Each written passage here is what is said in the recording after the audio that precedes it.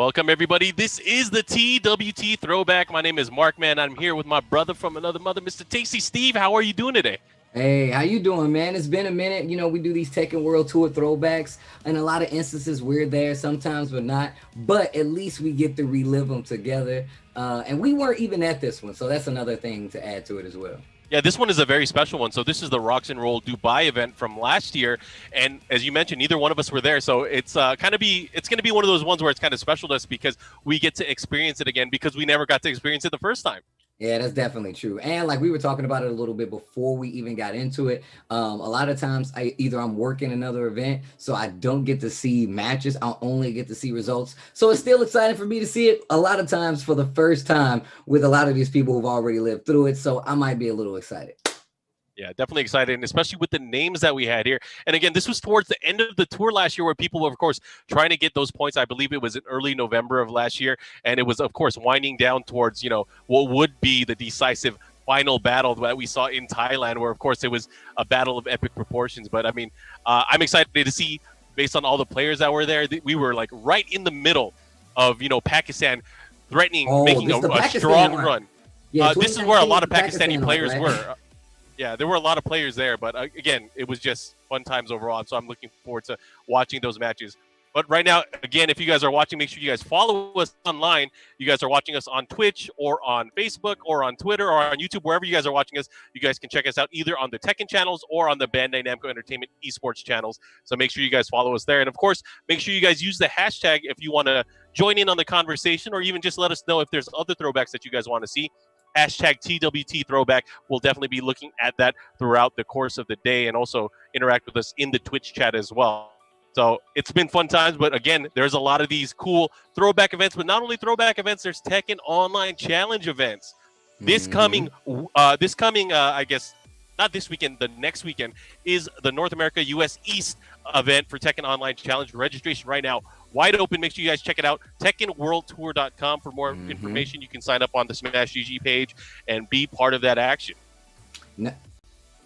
Also, again, please do not forget the online challenge Korea. We announced it last time. The signups were open for you guys to sign up, and it is live September 19th. The registration is still a go. Make sure you sign up at TekkenWorldTour.com. You know that's going to be one of the most hype exhibitions because, Korea is one of the beds, one of the home fronts for Tekken, especially high-level Tekken. So if you guys are at all interested, which you are, make sure you tune in September 19th. And some of our Korean players, make sure you register now before it closes so we can get you in that competition and we can see this Tekken online at its finest. Oh, yeah. And you know what, Steve? What's great about that? It's not just one day for the tournament. It's the entire weekend of Tekken celebration. We have the exhibition day that's going to be happening on the Sunday. You guys probably saw some of the trailers on the Bandai Namco esports channels, but we have quite the fight card for you.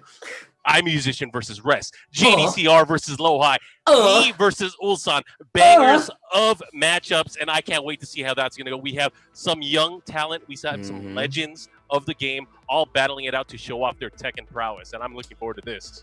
I think it's hilarious that, and I say hilarious, but I just think it's really ironic that we have not had a lot of Tekken, but these events has given us some of the most prolific matches. iMusician is one of those players that people started looking at recently, and it's always been ridiculous, especially with being a character specialist. Rest, a player that we actually saw in Australia for the first time, a ridiculous committed Hwoarang player. And then right after that, we got like a legend, JDCR, versus a new young legend, Lowhigh. And then, of course, we have another on the Mount Rushmore of Tekken, I would say. We have me going up against another young gunner representing Equinox. It's going to be Ulsan. Ulsan has been doing crazy in Tekken just recently, especially we've seen these matches where they've streamed the online matches with these exhibitions, as well as these long sets between a lot of high profile players. So make sure you guys tune in. The 20th is when that exhibition is going down. An entire weekend filled with high level, good ass Tekken for you guys at home. And you ain't even got to go nowhere. You just got to tune in. Oh yeah, I'm definitely going to be watching those online challenge events. They're so fun. And you know what? There's the tournament and there's the exhibitions, but then there's other surprises like who's going to win the tournament, who's the final boss that weekend. I mean, last week we saw Ryan Hart come out of the shadows and challenge against the winner in the tournament. Unfortunately, he didn't end up winning, but it was still fun games all around. And, you know, there's a lot of cool stuff like that. I'm just looking forward to how that's going to play out, of course, for the next region, which is going to be Korea.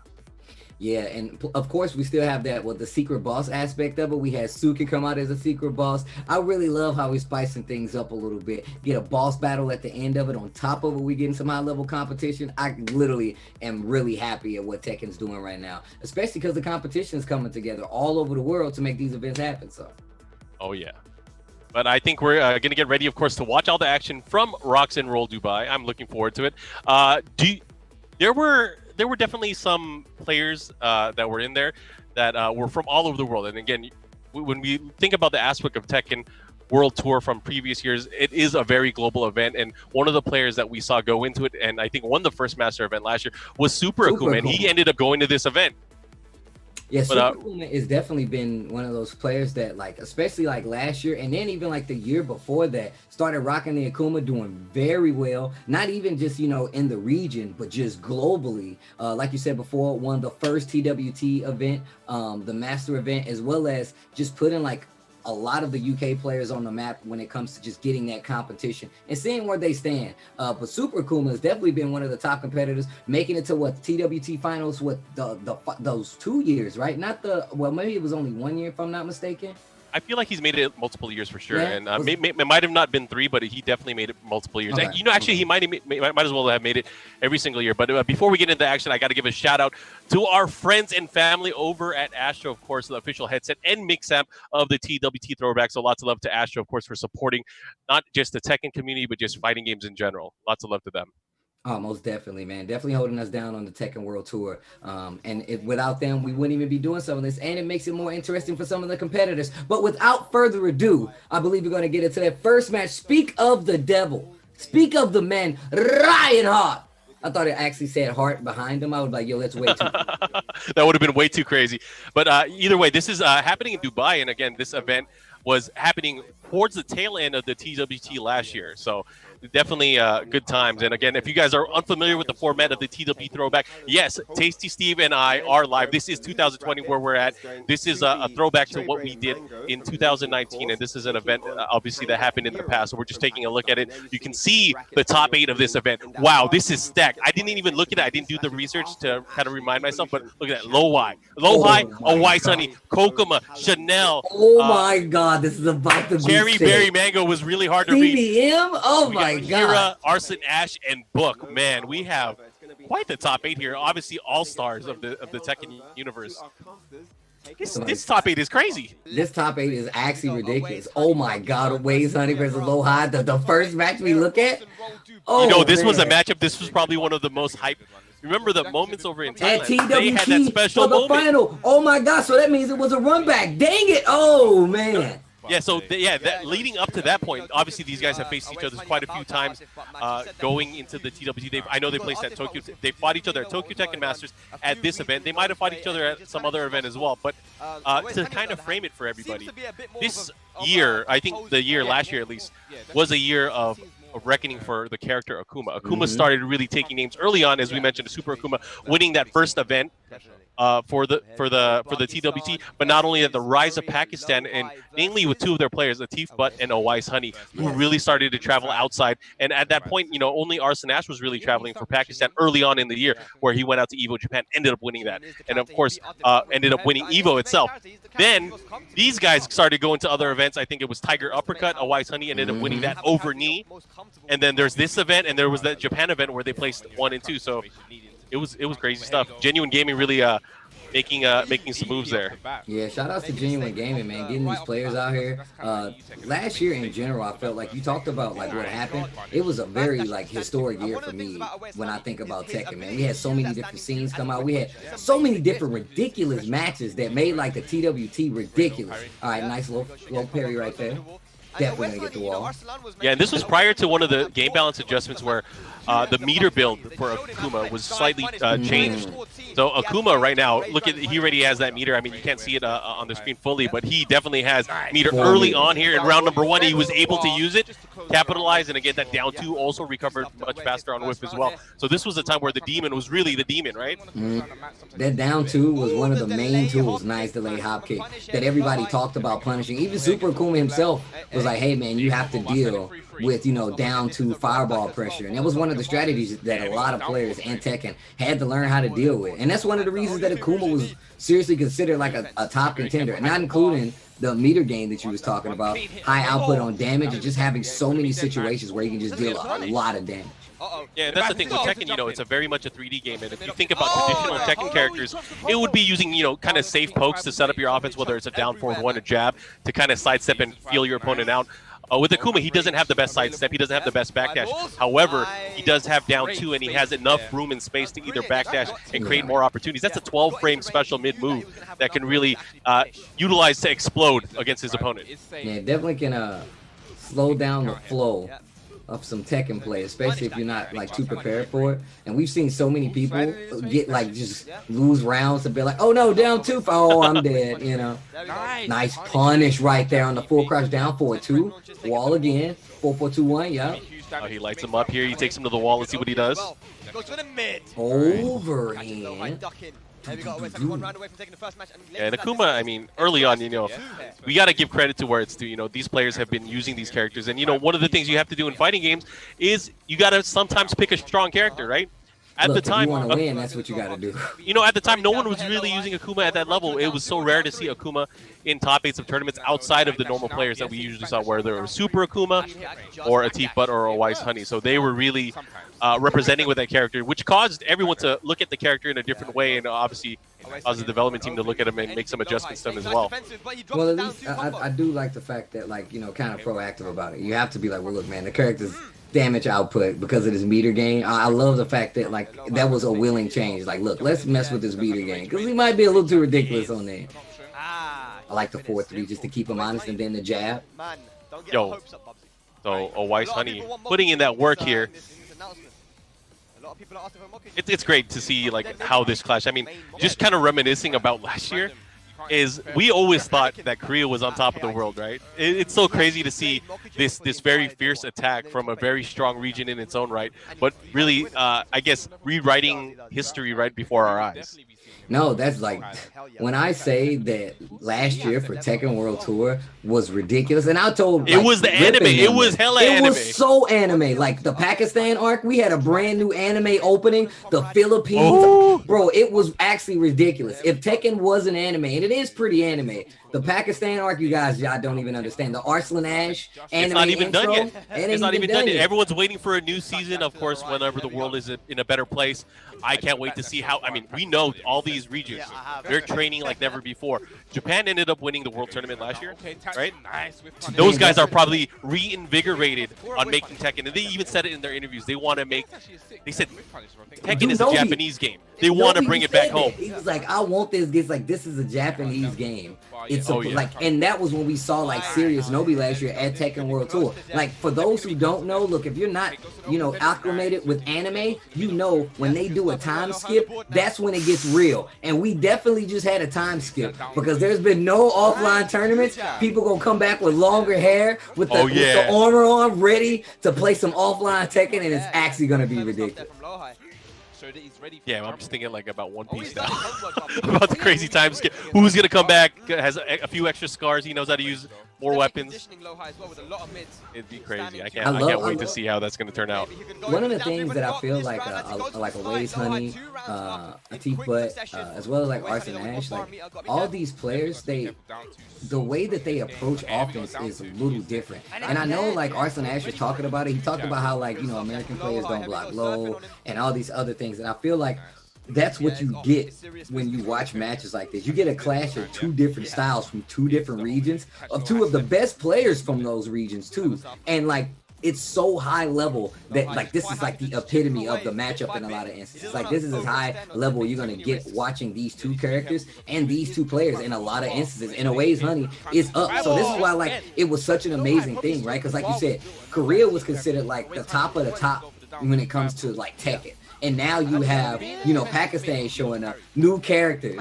Like, hey, who is this guy? And they're making these legends bleed. They're putting some of the best players in the world in the losers bracket, not only making it more interesting, but essentially putting the tournament on its head. Like if you had like fantasy brackets going in, and this year I told myself I'm gonna start doing this. Once we start going back to like offline tournaments, I'm definitely gonna have a fantasy bracket for every tournament that I watch, and I'm gonna go back and I'm gonna check them because I feel like that's like the next level of what we have here, especially considering we're seeing so many different players.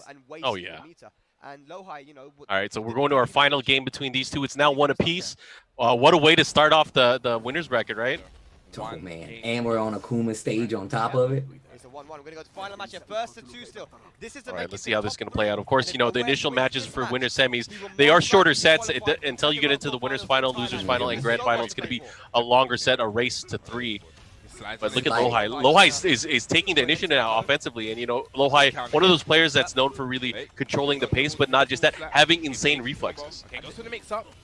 Yeah, I mean, look, you talk about insane reflexes, I instantly just think about that Tekken World Tour moment from the final moment. Look, Lohai is actually ridiculous. Is one of the players I'm always keeping tabs on. I watch his streams every night before I go to sleep because I feel like if you want to keep track of like what's happening in high level Tekken, you have to watch those players. Yeah, and it's crazy to see that because, you know, he's messing around with a lot more characters now, and it's really opening your eyes because, I mean, most people are used to seeing him play Shaheen or maybe Law, but he has a great understanding of Tekken in general with all characters at a high level, and it's nice to see that kind of stuff. Bro, look at the defense for Waves, honey. 6 seconds left on the that was like the mirror of that same moment. That's the same moment. Bro, I'm probably just going to go and watch the TWT finals again. Their match. I'm going to review it on my stream. I might have a crush on Lohai. I might have a little crush on Lohai. Hey, man, I don't blame you. Ridiculous. He's definitely one of those players to watch out for, like you said. Okay, nice pickup. All right, here we go. And look at that. Going towards the other side of the stage. He's going to get it, light him up. Wow, he goes all the way. That was very fortunate there for Away-san. He got away Optimization with Akuma was something I feel like that happened like super early with the character because of the output on the damage. No. Oh, he missed the Scorpion Tail.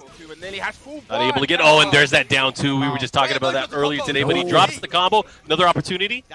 Focus dash, cancel all up in his grill. Down 4. Down 4. 1 round apiece, final game. This is oh man, let's go. Good dub while rising 1. Down 4. Slidey, do it again. Lohai has been betting on that move. It's been working out for him for the most part. Oh, jab this time. You saw him earlier just sidestepping in a lot of those instances for Demon Flip. Now just finally going for the jab, noticing that there was no button. Oh, yeah. Early jump button right there. There's a meter. You got to be careful now. Oh. Clean hit range right there. And still, look at how Away's Honey is not wasting that meter. Like just using regular fireball, using the threat of the cancel to make sure that Lohai doesn't swing, jumps over the slide, 20 seconds left, pop kick. You better believe Bob. Okay, just down 4-1. He was here. I guess I didn't realize this, but he was on the verge of getting sent to the losers bracket here. Lohai, if he takes this round, of course he's going to be able to do it. Let's see what he does. Damn, he is chopping away at the legs, and still having that presence of mind to be able to low parry to, you know, not let him get away with it. But look at this huge life lead here for Lohai. Away Honey. Oh, he's trying to punish it with the back 1. Oh my gosh! We're gonna see one of these instances. Or is this a round? Is this an Akuma round? This was definitely a Twitch clip. Oh my gosh! Punish?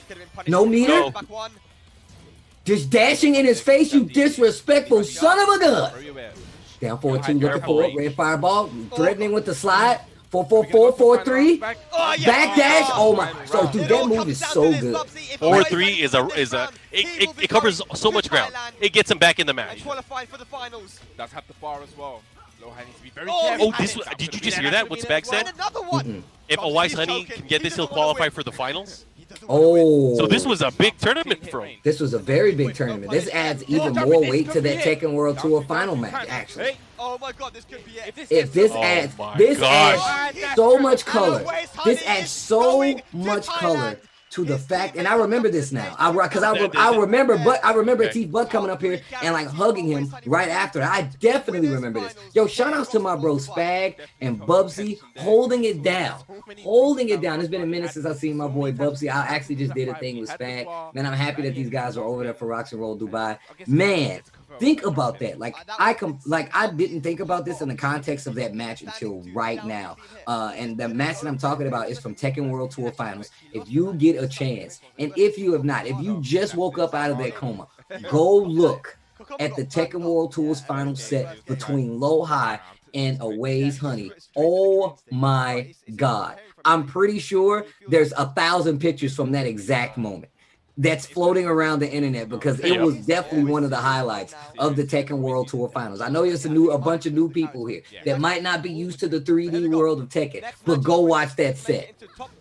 Now we got Chanel going up against Kokoma. Kokoma is somebody we've seen in a lot of like the TWT throwbacks, because had a struggle this year. And I mean a struggle for the fact that Kokoma was hungry to make it to the TWT finals. So we got a lot of chances to see Kokoma play. And Kokoma pulled out so many different characters, Devil Jin being one of them, versus like Chanel, who is also a legendary Tekken player at this point. Chanel, actually, both of these players have always been one of those players that would place very, very deep in tournaments, but they wouldn't, get the big wins that they would need to kind of catapult them up on the points-wise. But I think neither one of these players, at least for the past 3 years, have really had trouble qualifying, at least for the finals. He's that side step left. But, I mean, the variety in Kokoma, his ability to use so many characters at high level as well. We've seen him, as you mentioned, using Devil Jin, using Paul, using Kazumi. There's so many characters that he can use at a high level to really compete against the world's best. Yeah, and me and Rip was actually talking about it, how he uses a different controller for certain characters. Yeah, for Paul. One of the strengths of Low High is the fact that he has multiple characters at a high level. If you look at Kokoma, that's a strength of his as well. So many different characters, even to the point where willing to pull out a completely different controller to play the character at the most effective level. What a launch and a play. That was good. Yeah, I can't believe he went for that. I mean, that's such an unconventional move for Devil Jin to go for that low crouch dash 3. That was interesting. All right, Twin Lancer trying to find his way in. I like these small pokes, these small compact pokes. That is a hallmark playstyle for a lot of these Korean players, that they want to get the lead, then they want to start using movement to kind of create the space, make their opponent come to them, right?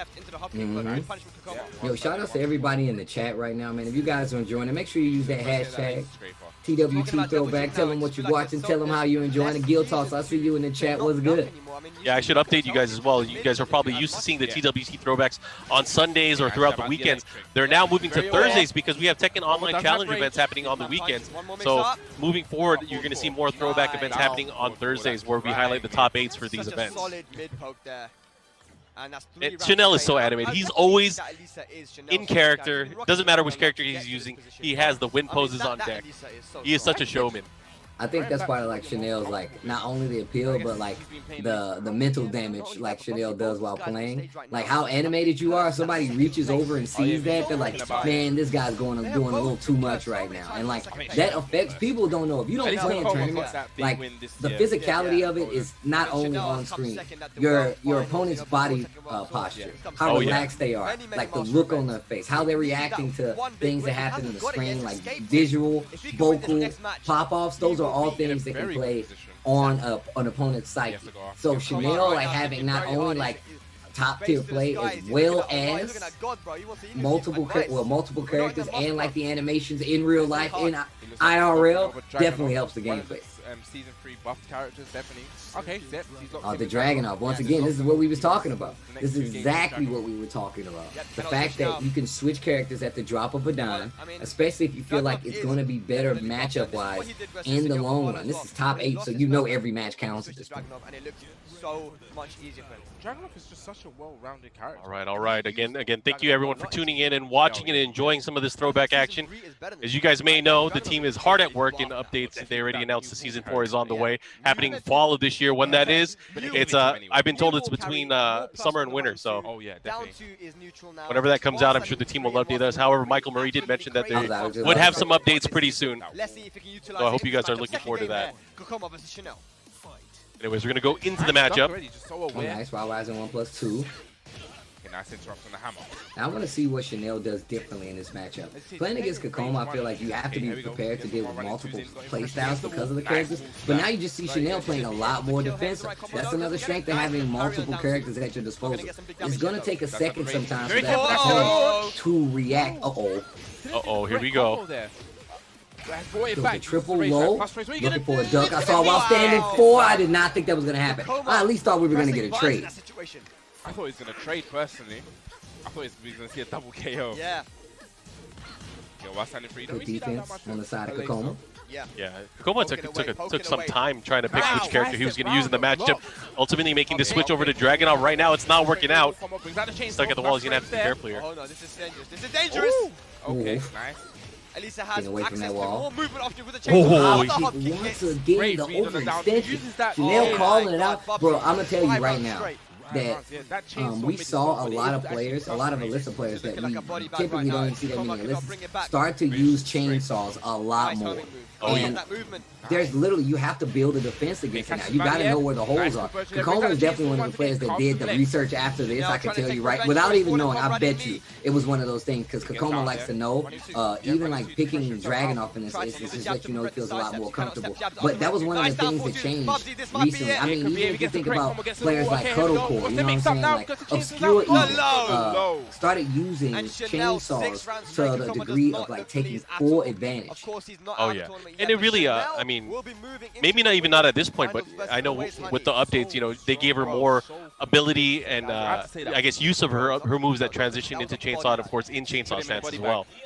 So I mean, these guys are definitely character specialists, the players that you mentioned as well. Speaking of character specialists, you see Cherryberry Mango just get up. You see Ulsan as well. You know, remember when we were in Japan last year and Ulsan was just telling us like first off, I didn't know when we were having that conversation how young he was.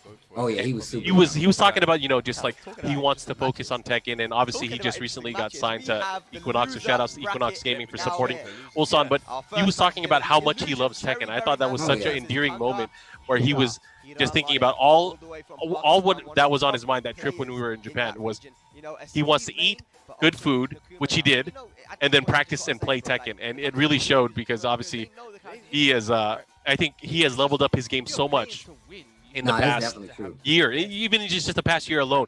Ended up getting second place overall at the TWT finals. Not just that, if you look at Africa Tekken League right now, what's going on in Korea where they have their online championships, he is up there with Knee on the points leaderboard. So he is definitely putting in work, and that's not an easy feat. Nah, especially not in a league centered around Korea. You know what kind of level you have to be to stay at the top of a leaderboard that has players like me in it. Are you serious? Like, come on. But no, like you're 100% right. If you go and go back and just look at like the struggle from last year to even try to get points to stay alive in the Tekken World Tour, it had to be one of the most difficult tournaments. Like, and I was talking to when we were talking to Ulsan about it, you talked about him saying he wanted to eat. He said, yeah man, my birthday just passed, I ate 3 dinners. I was like, you ate 3 dinners, Ulsan? He's like, I ate 3 dinners. And it was just, he just kept saying, he's like, I'm older now, I can eat more dinners. Oh really, Ulsan? He said it's fine though because he's young. Right, that's what he said. Oh man, but no, yeah. Once again, man, shout outs to Equinox. If you just look at what Ulsan has been doing recently, and just compared to what he's been doing these last few years, constantly been going up levels and levels to where you're getting used to seeing him in these top 8s all the time. I mean, correct me if I'm wrong. I remember the way the year kind of started off. Obviously, we had Evo Japan, and then we had there was that event in April, Damage Germany. It was before the TWC started. That was Ulsan. He mentioned that was the first tournament he's ever won. Wow, I didn't even know that, and that was super recent. So his ability to level up and become such a monster, it was so crazy. It's so crazy. Well, I mean, if you think about like just the fact, like I talk to Ulsan a lot. Obviously, you know this. We hang out with Ulsan, especially when we're on site. He's one of the boys. He's definitely one of the boys. Just knowing how dedicated he is to Tekken, and that talk that he had with us when he was like, "Hey man, I really care about Tekken. Like, I want to be good at this." Knowing that like you see a player like that come up and like put everything into it, like. That's what I like to see. Another player just the same. Cherryberry Mango was making rounds last year. Definitely struggling to get sponsored. We saw UIU use the Gold sponsorship in a lot of instances. to get him to a bunch of events. Cherry Berry Mango, being a character specialist with the Jin, of course, was playing a lot. Like the last 2 or 3 years, the increase in streaming that came from Cherry Berry Mango, you saw so much more streaming, as well as just playing with low high, so you know he's of the level, as well as players like Ulsan and being really close to like players like Rangchu. They hung out in a nice little clique where like they definitely were one of the groups of high tier Tekken players, right? Same thing goes for Pakistan when we look at those players, right? Like this just a pack of players that travel together that you had to be aware of. It's like it's so crazy to think about. Like, look, you got who in your bracket? You got Ulsan. Yo, good luck, man. You got who in your bracket? You got low high. Good luck, man. You got who? Cherry Berry Mango. Good luck. Like there was so many instances where you had to put it like that last year. So. Against Honey. Was it Honey or All right. We are getting back into the matchup, but yeah, I mean, it's so fun reminiscing about. I mean, Steve, I gotta ask you, did you ever think you would see this matchup in your lifetime? Akuma versus Noctis. Bro, there's nobody on the planet that was like, man, I saw a fighting game dream. I had a fighting game dream, and Noctis was fighting Akuma from Street Fighter.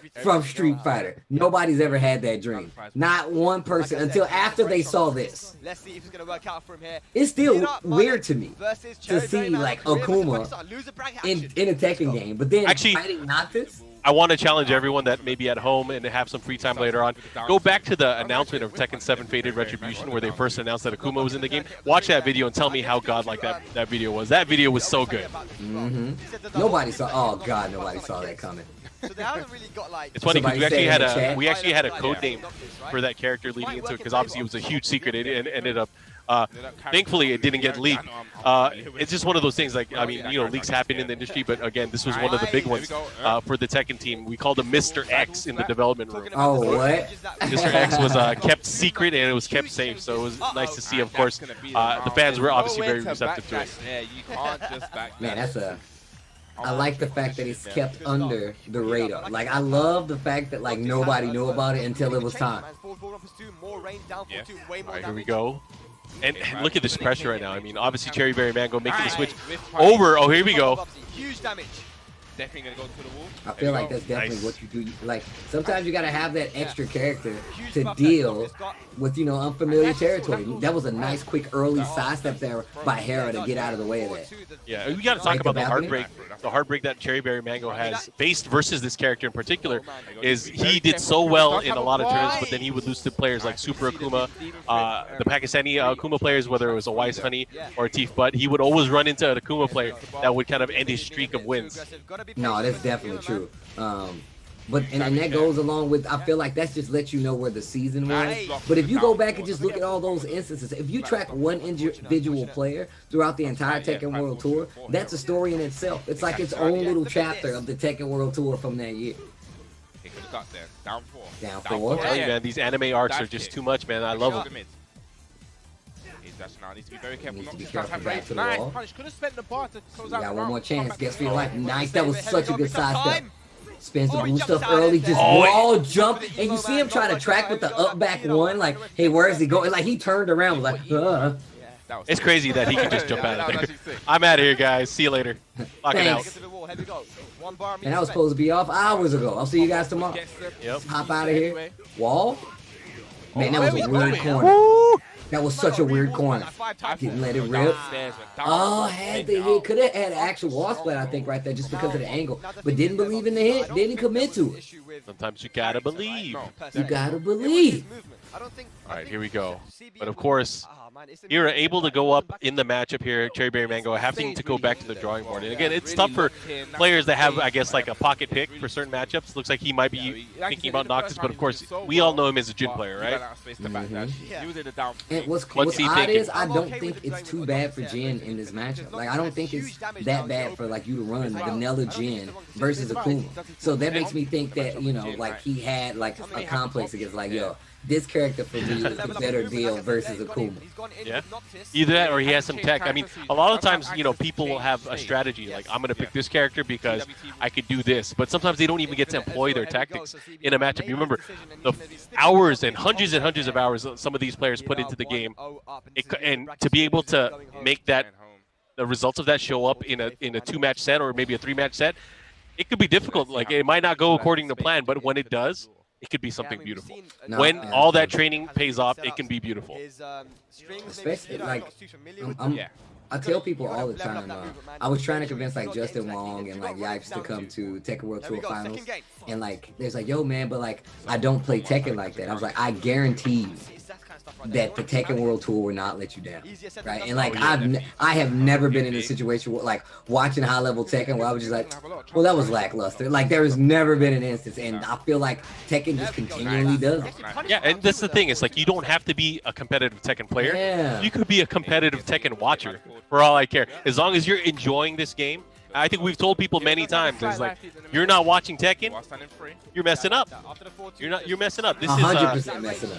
This is completely different from Tekken's past, right? Needs to be very careful.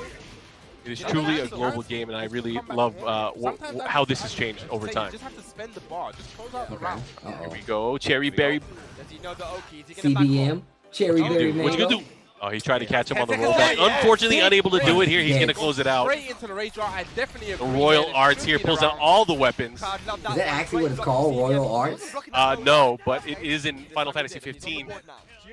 Actually, I mean, I don't know what it's it'd be called in crazy this if game. It's not. I don't feel like it'd be crazy if it's not called it. Imagine if it's still in this game. I mean, he almost has full meter anyway. I call this the Stone Cold Steve Austin outfit because he got the knee brace on.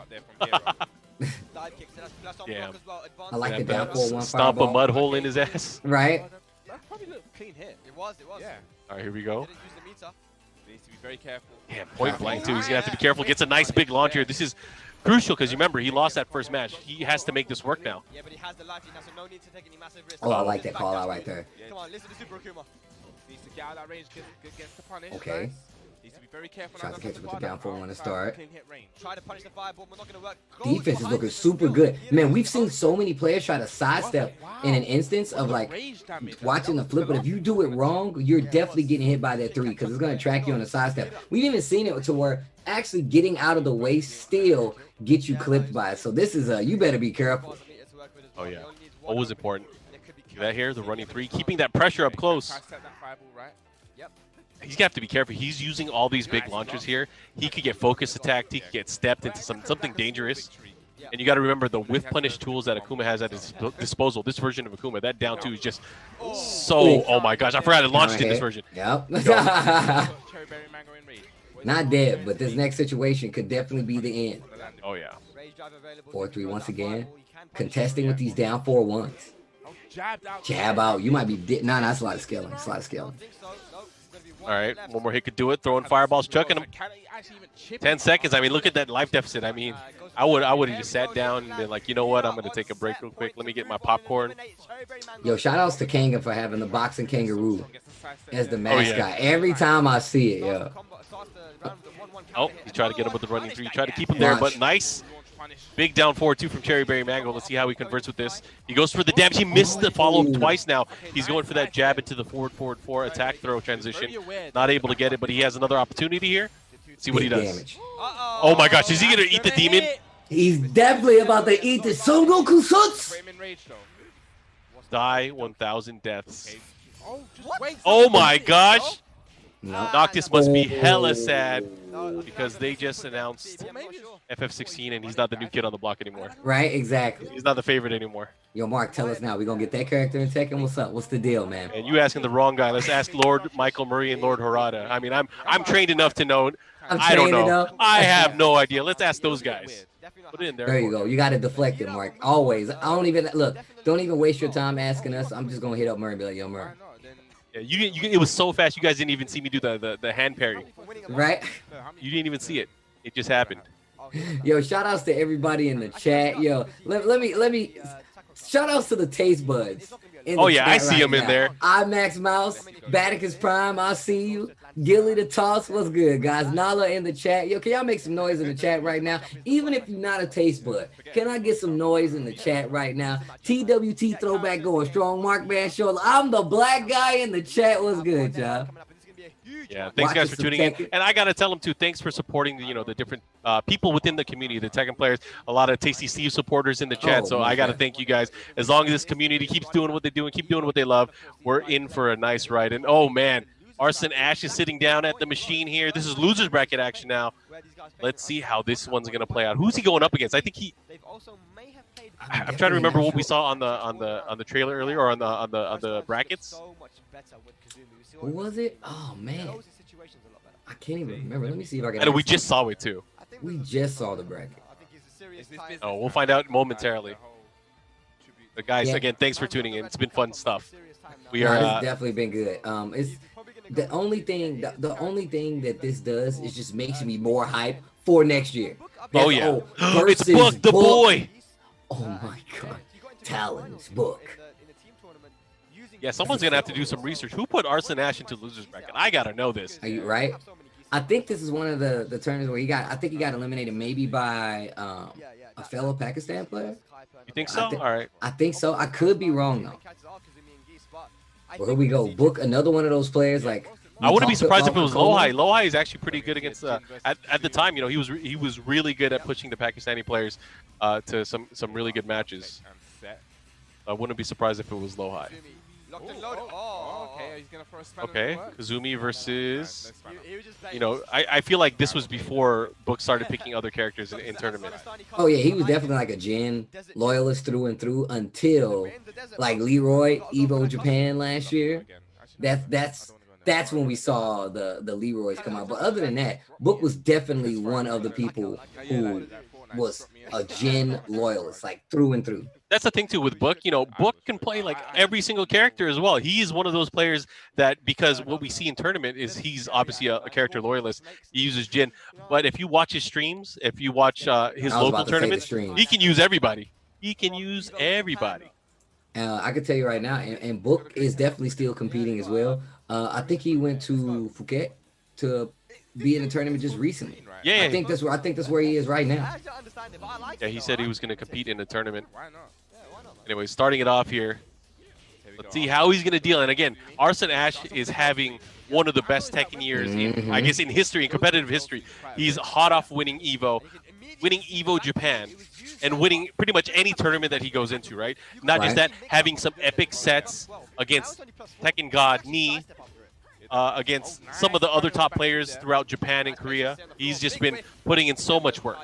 Yo, shout outs to I'm the Black Guy. Says it was MD Luffy 19 who put Arslan Ash in losers. Interesting. And that's not a player that we see too much of at all. So he definitely was able to get the win or get the best of Arslan Ash. A nice punish. 2-4. I like that Fearless Warrior. I like the fact that Arslan's Ash movement, even before the switch to Zafina, right, which is one of the characters. I actually played as Zafina in tournament at Red Bull Gaming Spirit in Tokyo, and his movement is one of the craziest things you have to be aware of. And this is before the Zafina switch. Nice punish. Yeah, he understands the spacing of his character. You could tell that, like, okay, this guy knows his character in and out. You like that? I see you getting hyped for the drive. Oh yeah, the blue stuff. Single jabs just to get a read. And that's the thing, is Arslan Ash is so good at just creating opportunities for his character. He is so good. His situational awareness, he knows exactly when. And if you guys watch how he pokes, his down forward ones and his jabs do a lot of the talking. But his key moments where he uses the low jab, where he goes for the standing four, the magic four, and he's able to pull out such a counter hit in such successive fashion. It's crazy. He's gonna break balcony? Oh, nice Demon Paw. Oh, you definitely did. You definitely did. Feel the fury. Oh, Book is coming out to an early lead here in this opening matchup. Again, this is losers bracket action here in the top 8 for ROXnROLL Dubai, which happened in November of last year, early November. Feels like yesterday, Mark. Yep. We were outside going to tournaments.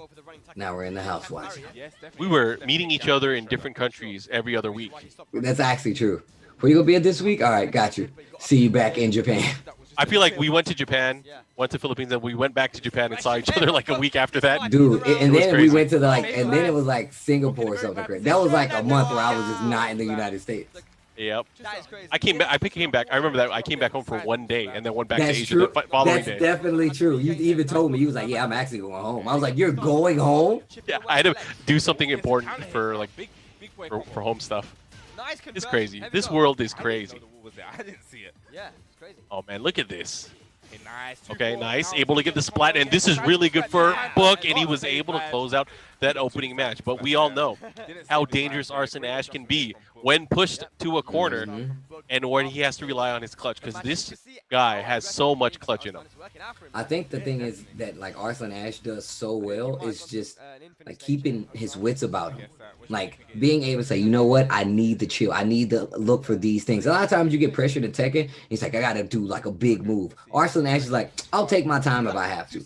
Piece by piece, brick by brick, Lego by Lego. We're gonna get this W.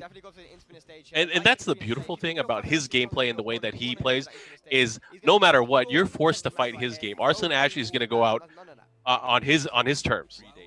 He's going to fight, and you have to I guess mesh with it if you want to survive. I like the interrupts now. I like the interrupts now by Arslan Ash. Knows that Book's going for the. I like that slower move. Gets And the that just launch. really shows the effectiveness. And that was the first time they went for that mid launcher there with Kazumi, and he was able to land it. His effectiveness with a lot of the tools that he has with Kazumi are so good. And you'll notice the way he uses standing forward as well. It complements his use of jab and his down forward one so much. So when he starts pulling out these other moves, you know it's trouble for his opponent. Look at that. Look at the backing up already. The spacing from Arslan. Look at that. Yeah, now he's got the infinite stage. Good chase. In the last match, Arslan was actually getting backed against him quite so many times. Yeah. Keep it honest with the jabs and the down forward ones. Crazy stuff right here.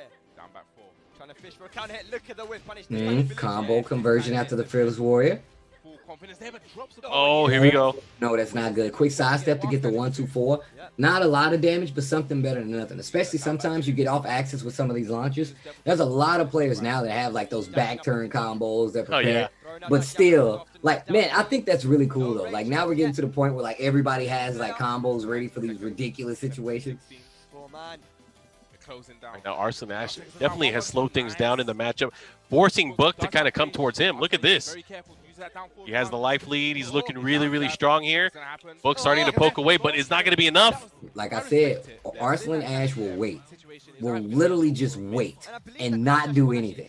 Yeah, if I remember right, he was named after Ash Ketchum, right? That's one of his characters. No. I thought he was named after Ash from KOF? KOF, yeah. Ah, He played Ash in KOF, and he has Ash on his arcade stick. gotcha. Okay, that makes sense. I was going to make an illusion like Ash Ketchum took forever to win a championship, and Arslan Ash is going to make you wait forever too. Right? But he won 2 of them bad boys. Yup. Wow, that has so Still probably the most impressive competitive year for any Tekken player I've seen. I don't like I said, like there's not a lot of times because Tekken is a ridiculously hard game to be top level at. Like a lot of people say Tekken's hard to get into. I don't think Tekken's hard to get into. I think Tekken's hard to be really good at. And I think that's because of the legacy of the game, right? Like even though we're looking at 2 players right now that are still relatively young, there are players that like eclipse these guys in years, right? It's been a topic though lately, Steve, is a lot of people are talking about I guess how difficult it is to learn Tekken. Yeah. And kind of like you mentioned, I really don't think it's difficult unless you think learning is difficult. Because if you learn something and you retain that knowledge, then it's just incremental and it should be helpful to you, right? If you feel like it's overwhelming, then I guess that's on you, right? No, like look, anybody, Mark, you know this, I know this. I play a lot of fighting games. You do. You have to learn the matchup. I was definitely about to drop an F-bomb. You definitely got to learn the matchup. Don't say, you know what I'm saying? I know a lot of people that get there, it's like, man, it's so hard and I can't do this. And I'm like, look, you can learn the game. But sometimes, and I'm the same way. I like to play people that are better than me because I want to know where my gaps are. And I feel like a lot of people get sidetracked looking at these top players play and like, hey, I want to play that. But you know that meme where people are skipping over the steps? That's exactly what's happened. Like they're like, yeah, man, I can do taunt jet upper, so I'm definitely a Tekken player now. I'm like, that's not how it works. But you let me know how that turns out in tournament. Man, I didn't hit 1 taunt jet upper. You don't say. Well, maybe that's because it's like it's one of those things you have to take all of that into account. That's why like I'm really impressed by players like Arslan Ash. I'm really impressed by players like Book. Even low high, these players I feel like they traverse like the desert of like high level play to get to where they are before they're this good. So Yeah, definitely could use probably the second hit. Big Wow. count hit. and it ain't always easy. Like, don't get me wrong, it ain't always easy. But sometimes you come from different games to get these kind of things. Yo, nice sidestep, realign, go straight to the rage art.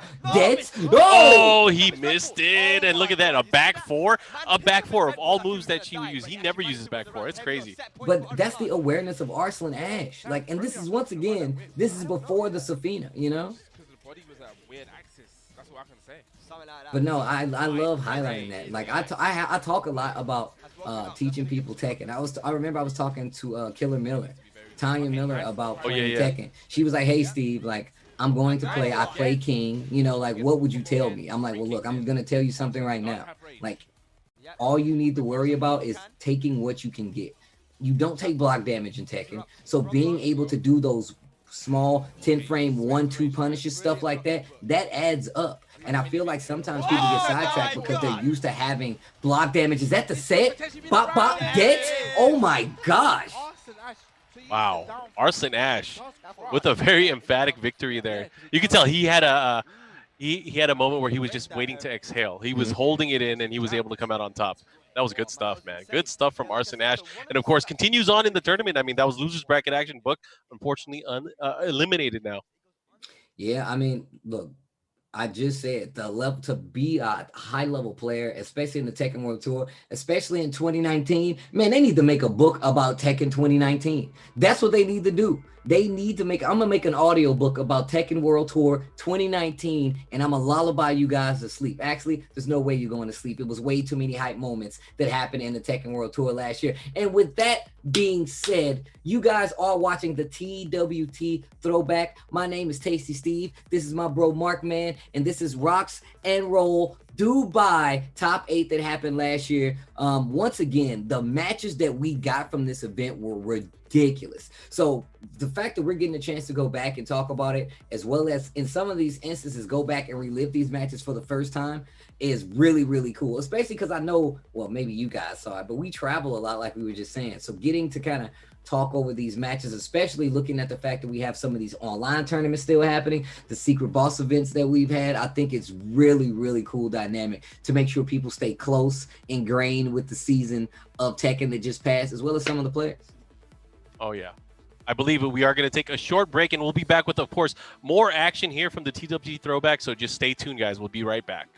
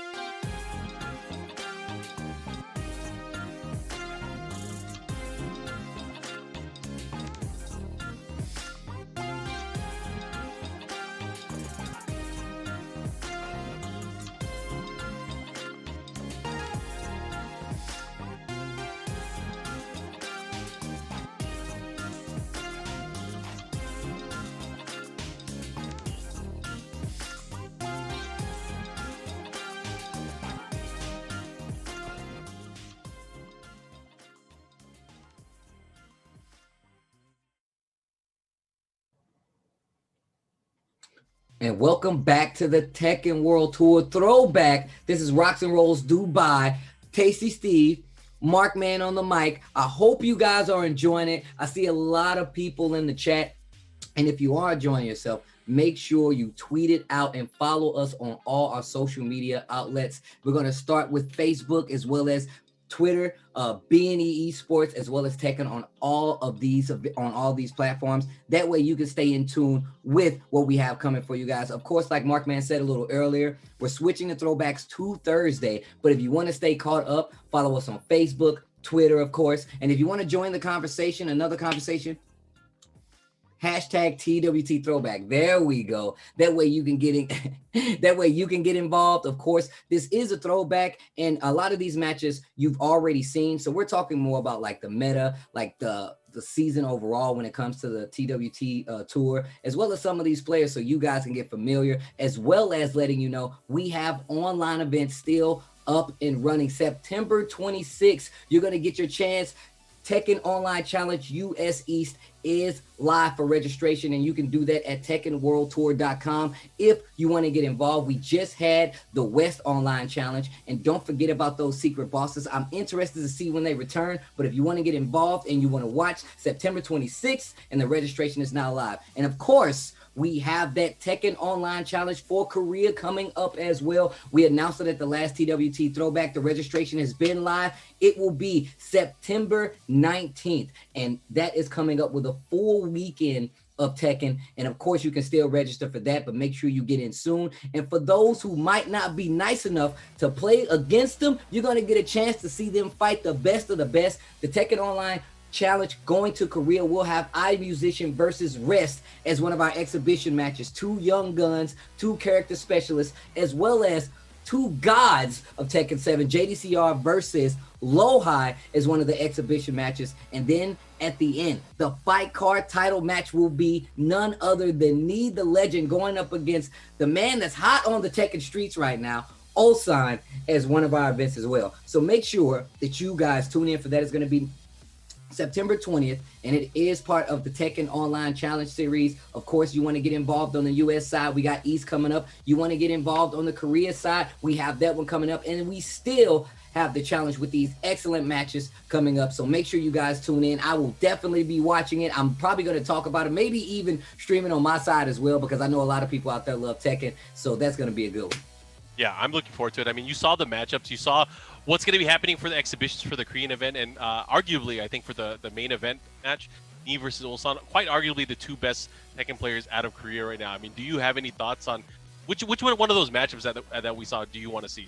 So I'm going to tell you right now, as a character specialist, iMusician, music for the eyes going up against Rest. No rest for the weary. Look, dang, music for the eyes, no rest for the weary, yo, Mark.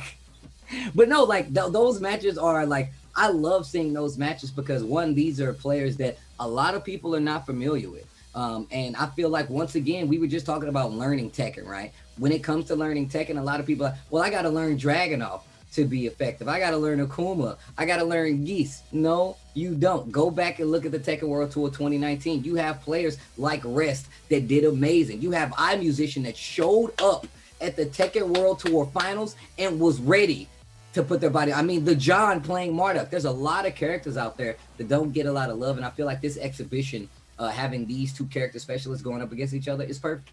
Yeah, it's going to be fun. But guys, we are going to get back into the action of the TWT 2019 Master Event, ROXnROLL Dubai. A lot of action that's going to be happening this way. We just went through some of the opening matches, so we're still in the losers bracket trying to figure out who's going to be moving on through the tournament. Arslan Ash just eliminated Book from the competition, and again, there are some heavy hitters in this tournament that we've seen so far. We have Hira from Pakistan. There's actually 4 Pakistani players in the top 8, which is crazy. Bro, we started with Aways Honey Was it versus 4 or 3? Loha, or Loha, I think it's 3. With versus Loha. Like, that alone should tell you. But like, if you, like, I remember reading, like watching parts of this event, because wherever I was at, this was happening at like 3 a.m. I remember this. Wherever I was in the world, because I don't remember exactly, but this was happening at some crazy time. And just watching all the players, watching Majin Obama go over there, they had like the photos of them like out on the like sand, like in the desert and stuff like that. Like it did a lot for like the scene. Like I love seeing these events go all over the world, man. The dojo system, the master system for the Tekken World Tour that just happened, man, I don't think people understand what that did for a lot of these small scenes that play Tekken that really wanted to get involved. And we were talking about it like every time we did one of the challenge events, but it's so good. It was such a good idea. Yeah, definitely. That's for sure. I mean, just seeing a lot of the stuff that's been happening lately, and obviously the transition to altering the events to do things like, open tournaments, exhibition series, it really showcases, I think, much more of what we don't get to see from Tekken. We get to see, featured matchups. We get to see things, exciting things like, like the final boss and stuff like that. Oh, look at this matchup. We have Kokoma going up against Hira. So this is another losers bracket match. Hira, one of the players. I think Hira went to the TWT finals as well, if I'm not mistaken. He participate? No, didn't he participate in the LCQ, right? Yes, actually, if I'm not, I could be wrong. So it feels like it was so long ago, but no, going up against Kokoma once again, multiple characters under his belt. But this is loser side. This is to stay alive. Kokoma, also another player that was like struggling and trying to get in to the finals. This is towards the end of it as well. And this tournament was, like you said, it was stacked. Not only for the familiar threat of, the low highs, the books, but Arslan Ash, Away's Honey, like but these are all players that were at this event that you had to beat if you wanted to be in this top 8. Oh, yeah. And we saw earlier on the winner's side of the bracket, Away's Honey ended up qualifying for the winner's final. And that, I believe, secured him a spot in the TWT finals for this year, where he was already, on fire. Obviously, he won, I think, Tiger Uppercut, and he won the TWT Tokyo Tekken Masters event as well. So obviously, him placing as high as he did in this event secured him a spot in the TWT finals that happened over in Thailand. Kokoma. Talents Kokoma. All right. Kira getting set up there as well. But yeah, I mean, in those events last year where they had all these different pocket events where we saw like the scenes get a lot of shine. Like there were players that I was introduced to from this event that I had never heard of before. Like that to me is why these events exist. Oh yeah. Man, I haven't seen Spag or Bubsy in a while, especially Bubsy. Hopefully Bubsy doing very well. I know obviously everyone's dealing with their own things in the world, but I got to give a lot of love to everybody that supports Tekken. It's one of those things that brings us all together, and I'm glad that we're still able to enjoy Tekken as fans and of course as fierce competitors, even though we're not playing in the same style tournaments anymore. That's definitely true, man. I'm gonna tell y'all right now, MarkMan's I'm about to say slips. His Eddie definitely beat me up before we started playing, before we started streaming today.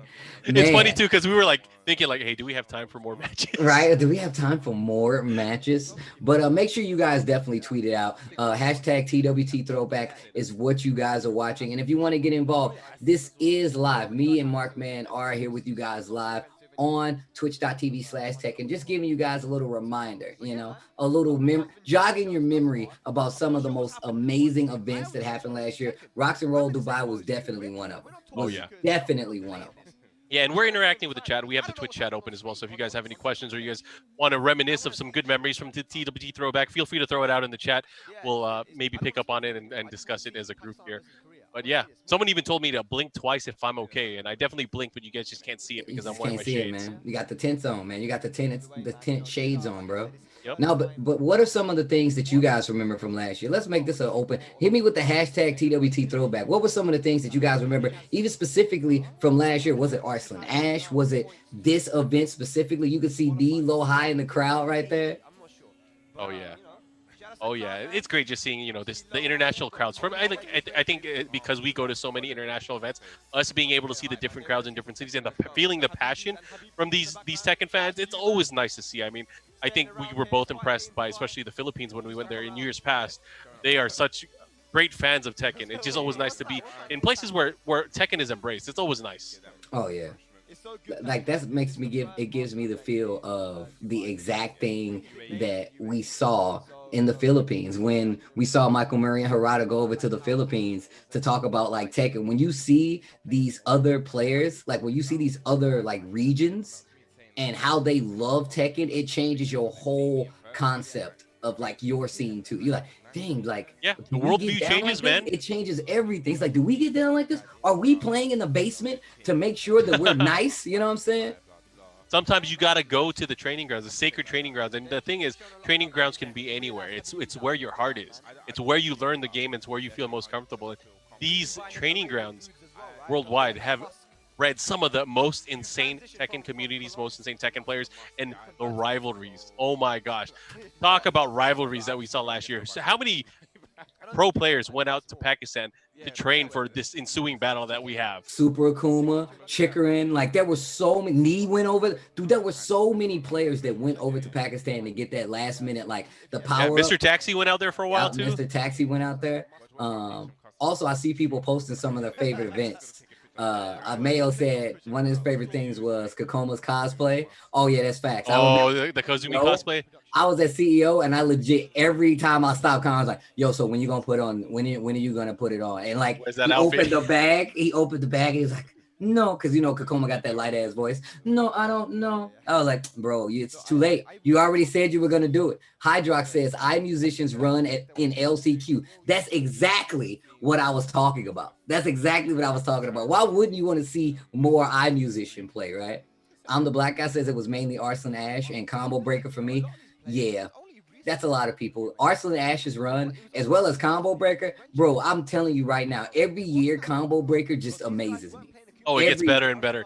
And dude, we had that amazing photo as well of you jumping in the air, so high, right? Oh, picking up chairs. Oh my gosh, dude, y'all do not understand. Like the amount of adrenaline that pumps through my body when I'm watching some of these events. Y'all I'm telling you, I don't even know. I have a good idea. I mean, I've been victim. My arm was strained a few times while we were doing commentary. There was a few times we were doing commentary where I knew you were going to get so hyped. So I stood up and walked like 6 feet away from you. MarkMan was actually, you see how far we are on the camera on the screen right now? He was like double the distance in real life. He's like, nah, bro. He was just standing up commentating. He's like, I already knew something was coming, but now I'm getting out of the way. To give you guys a sense of these events, so usually there's a backstage area for, especially when multiple streams and multiple games are being played at these tournaments. So there'd be stage areas, and we're probably maybe 20 to 30 feet apart from these other games that are being played in different streams. Steve was so hyped during one of the matches, and I want to say it was either CEO or Combo Breaker that he started punching the table. And you know how Steve gets sometimes. He starts punching the table because he's way too hyped. I think Rick the Ruler was playing or something like that. And when STL people are playing, Steve gets extra hyped. I'm a completely different person because I got the root for the boys, man. There you go. And that's the thing is you got to always support your people, right? Your people that you play with, that you grew up into this Tekken game with. Steve got so hyped at one of the matches. I think he beat Lowhigh or he beat Saint or something like that. He punched the table and his beads shattered. One of his beads shattered. And it ended up going over to one of the other games stage. And they were like, what happened? Who threw that? Dude, I know the events get crazy. It's been 2 events specifically where I've had to sacrifice.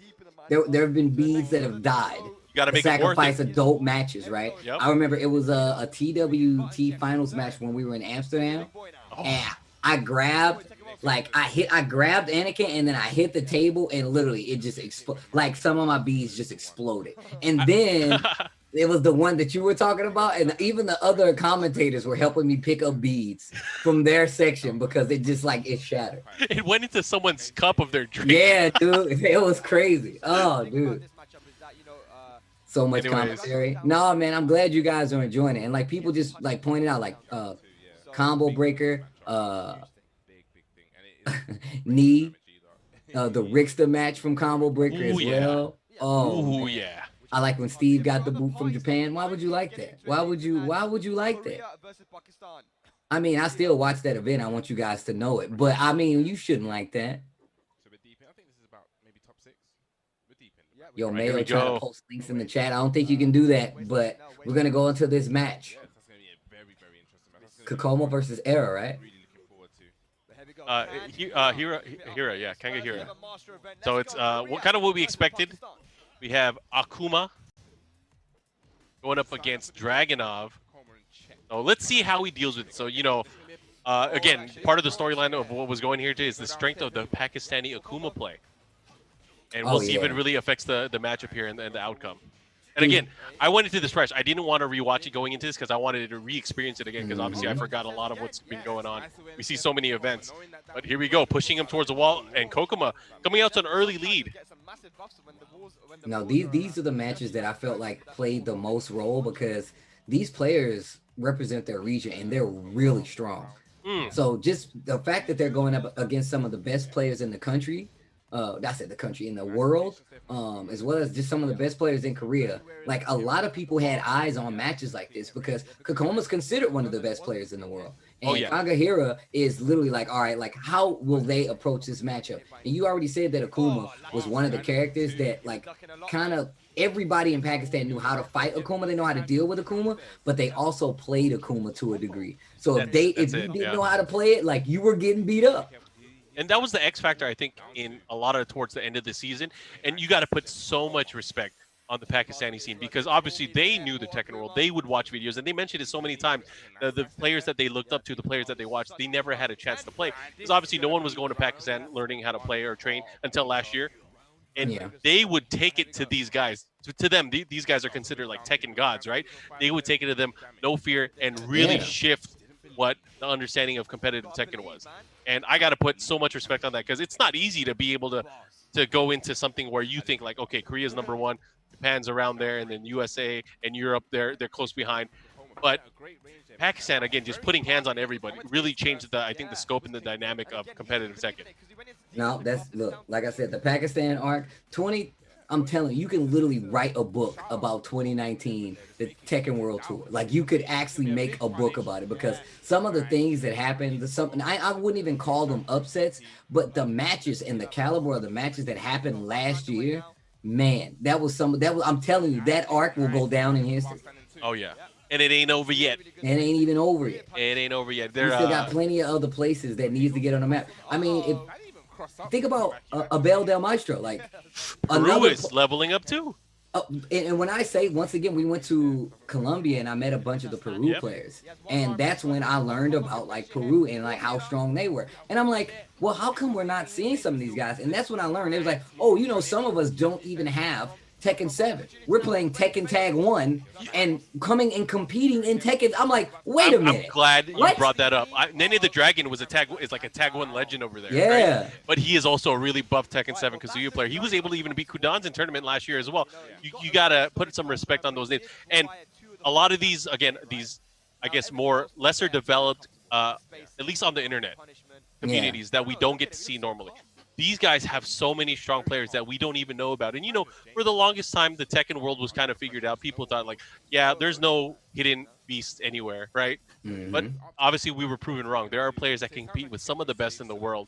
And who knows? There might be others. There's players in regions like, you know, in the Ivory Coast. There's players in South Africa as well. I was about to say Africa coming up. Luke, I've been seeing so many clips about you. Dude, those clips are everywhere. And I was actually telling somebody else. They was like, hey, somebody asked me. They was like, hey, is there a scene in Africa? I'm like, there's definitely a scene in Africa.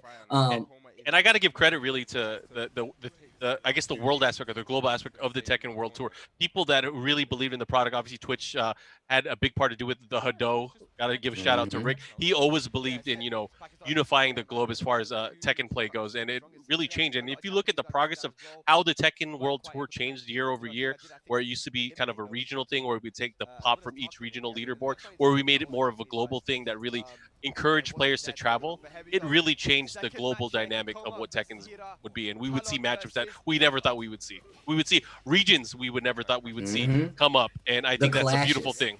Yup. Yeah. I'm waiting for team battles. I'm waiting for dance-offs. Somebody was like, yo, Africa has a scene? Yes. Yes, Africa has a scene. I tell people all the time that, like, it's like, yeah, man, I like playing fighting games, or I like playing this specific game, or I just want to play Tekken. Like, but then nobody around me plays it. I'm like, bro, I got to hit him with the Kevin Costner. If you play it, they will. Gotta say, lots of love. Lots of love to the Nam Cops, of course, everyone at Bandai Namco for really believing in the esports side of the scene. Right, look at this. What are you going to do? How are you going to bring him down? He's standing in front of you, the demon himself. He's wearing the Majin Obama outfit, too. Right? Can you see his body, bro? Oh, here we go. What you gonna do? Trooper roll. It wouldn't have worked. Oh, good jab. That was a really good jab. If he had did anything low, would have got crushed. So that was really smart to just do a jab. And on top of that, like a lot of times when people try to do like running two with dragging up close, it's really hard to do. So doing jabs like this actually controls the neutral a lot better than people give it credit for. That means you have to do stuff like down two because you want a high crush, right? You want a low profile things, right? Yeah. One of the things I love seeing in this game, which is very popular in the game where he came from, but clutch dragon punches. Clutch dragon punches, not necessarily anti-air dragon punches, but if you're getting rushed down and Akuma pulls out that dragon punch and just stops your momentum, it is one of the most satisfying things for me to see in Tekken. So, just I like chaos. Yes, look, I was about to say the chaos is the best. Like, I love seeing people who like. I see people who fight Akuma and they're not too sure how to do it, but then you see people who know how to fight Akuma, right? And it's beautiful. It's beautiful. Like, people like, what do you like? I see people all the time like, what are you supposed to do about this? Like, but this is so stupid and this is that and the other. I'm like, for me, I'm like, you might as well learn how to fight it. I was like, because regardless of what happens, it's going to be a tool. And part of Tekken is knowing how to take those options away from whoever you're fighting. That's why spacing is so important. Oh, here we go. Down three, I like that. Oh, he dropped it on top of it. I mean, he's still looking really good. He has the life lead here. He's working on building some more meter, but here comes Kokoma. Kokoma trying to even it up on rounds at the very least. He gets the wall. And then, of course, the mix-ups are going to ensue.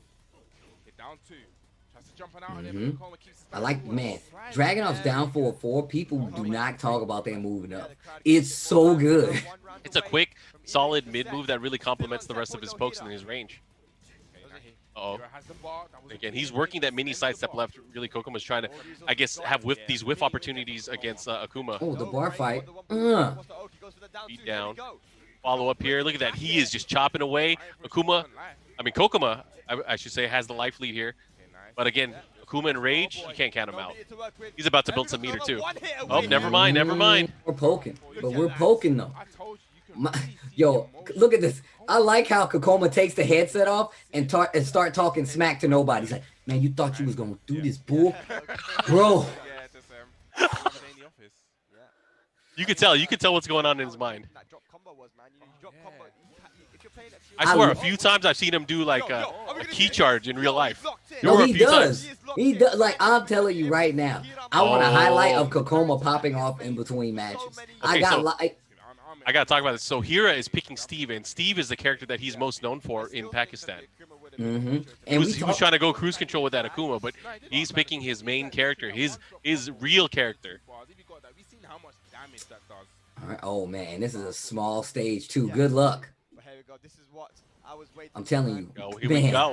I want a highlight of Kokoma popping off in between and after matches. I'd watch that. Just give me that on a loop. I'd watch that. Is his style gonna be different enough to be able to win this? That's a big shout. Yeah, he did actually. Yeah, this is the Steve, and we touched on this earlier, saying that like every player in Pakistan, they knew a lot of the top players in Pakistan. I ain't gonna say all of them. They knew how to deal with Akuma, right? So they played Akuma just to be. That was the buffer. It was like, look, how good are you? I can beat Akuma good. You can't. Well, it looks like you just lost. If you can get to the real characters, the juice, then you know. That's how you know it's a problem. So when Arslan Ash recently did some commentary for one of the events, and he said, "Is Akuma still a problem in your area?" Can you imagine that? The way he said that, I was like, "That's crazy." He knows how powerful that character is, but he knows that there's a limit to it. Oh, pack one. Look at this damage though. Oh, I know what this looks like. The rocket launcher here, trying to keep him there, keeps him by the wall. He bobbed and weaved. Oh my gosh, he put hands on him. Under the rope. All I think is about his Epo when he was training under the rope. I'm like, bro, you gotta go under the rope. Do y'all know how hard that is? I don't think you guys know. If you've ever boxed in real life, to actually do what Steve Fox just did, that is actually hard. Yeah, you gotta dip. You gotta dip. Dip it low. Yo, shout outs to Team Spooky for just making me sit down and start looking at Epo, man. That's the only thing. You need to watch all of it. You need to watch all of it. I already know why. Trust me. It goes to you too, though. It's you and Spooky who actually drive it in. And then I told MYK, I was like, yeah, man, I started watching Epo. And then he was like, that's the only reason I play Steve. I was like, oh, really? He's like, yeah, dude, like that's why. And I was like, that makes sense, because for the longest time, I didn't know NYK as a Steve player. I knew him like as a Lars player. So when he started playing, like me seeing him play Steve, I didn't know the history behind it. I mean, let's be honest. I don't think anyone wants to be known as a Lars player. I mean, he used to look cool. Yeah, I guess. He still fights pretty cool though. He does. I give him the anime fight style though. Yeah, it's the hair. I'm telling you. Kokoma mixing up his defense so well. I swear, Michael Murray used to have Lars' haircut. I don't know if you remember that, but he used to style his hair like that. I don't know. Here we go. Decent It's combo. the follow up here, Sonic Fang. Good pressure here from Kokoma. I like how Kangaera is actually just slowing down the offense using jabs, backing up a little bit. Oh, he caught him. Oh, and he got the conversion. Look at that. What a way to close it out. That's great presence of mind there. That's a true Steve player. Why he knows Steve so well. Great conversion and awareness at the stage. A quick start. Uh-oh. Yeah, Michael Murray definitely had Lars hair. He definitely dressed like a Jin customization that's still in the game right now. The checkered shirt Jin. Just Oh, yeah. replaced it with This Michael was way Murray's back. face. This was like maybe the Tekken 6 days. Okay, nice. Albatross switch. Oh, I love it. Little John Bro, look at this pressure. goes underneath the jabs. Yura Low. just really putting in that work here, showing off his Steve play.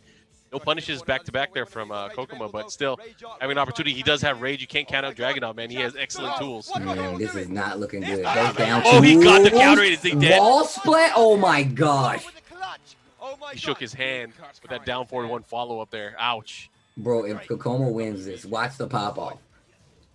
Yeah, he's definitely gonna max out his. I'm telling you right power now, levels. it's like he just finished surgery. He just turn We him did it. down. We saved him. We did it. Oh my gosh, here comes Hira. Sir, you Oh saved my gosh, that he missed baby's it. life. Snake Charmer missed. What you gonna do? Oh, he gets the skyscraper, the follow-up. Oh, this is not a good look. He's outside of Rage though. I'm gonna call that move skyscraper. I'm gonna call it the Rock, Dwayne Johnson. Oh my god. Hello, the Rock. Oh my god. Oh, and he caught him. And look at that. There's not Look at gonna him, be a just power holding it. up. Look at him. He's just holding it. He almost broke the headset. Right? Oh, he almost broke the headset. Nothing but respect there. Man, you Salty see how handshake time. you see how Hera walked all. You saw the wide turn to give him the handshake. He was like, "Hold on, man, you gotta make this walk all the way around." Cameraman was prepared. The cameraman was prepared. Bam! You saw that? My dude did a full circle. He was like, "Hold on, man, I gotta." Hey, sometimes when you throw out the handshake, you And- gotta wind it up. You gotta wind it up. Give me that handshake, bro. Good games. I saw you try there. Didn't mean anything though. See you at the next tournament. Just walk off. Oh man. Uh-oh, Super Akuma in the background. He like he was ready to say something. He just remembered that he lost early in the tournament, so he's walking away. But I'm no, telling you, that's, man, Rip is gonna get beat up one of these days for talking all that smack. Yeah, that's definitely true, man. I be trying to stop Rip, man. He just goes off, man. Perfect, because he's not here to defend himself right now. There goes Kokoma. Unfortunately, he was not able to get further into the tournament. Yo, shout outs to everybody hanging out in the chat. Yo, Fred Burkhoff stopping through. I see you. Mishima Tiger, I see you. Malvero, what's good? Everybody's waiting on season 4, man. Get in line. You're actually behind me. Yeah, You ain't even took we're a at the number. front. We're at the front of the line, bro. You if ain't you even guys need took to a use the number. restroom, you gotta check in with us. Don't leave. Don't leave your spot. Oh. Oh my yes. gosh, a banger of a match right Yes. Yes. Yes. I love it. Or Yo, season 4 Lohan on the be- way, happening in fall, which is of course between summer and winter. When that is exactly, we don't know, but I'm sure the team will update us fairly soon. I like that. And somewhere between summer and winter, baby. You'll know when we know. Seasoning. It's all about seasoning, baby. Low High, man, such a collected player. I've talked to him so many times after matches in multiple countries, and I can tell you right now, when it comes to I very rarely seen him get frazzled, where he's like, "Hey, I don't know what to do."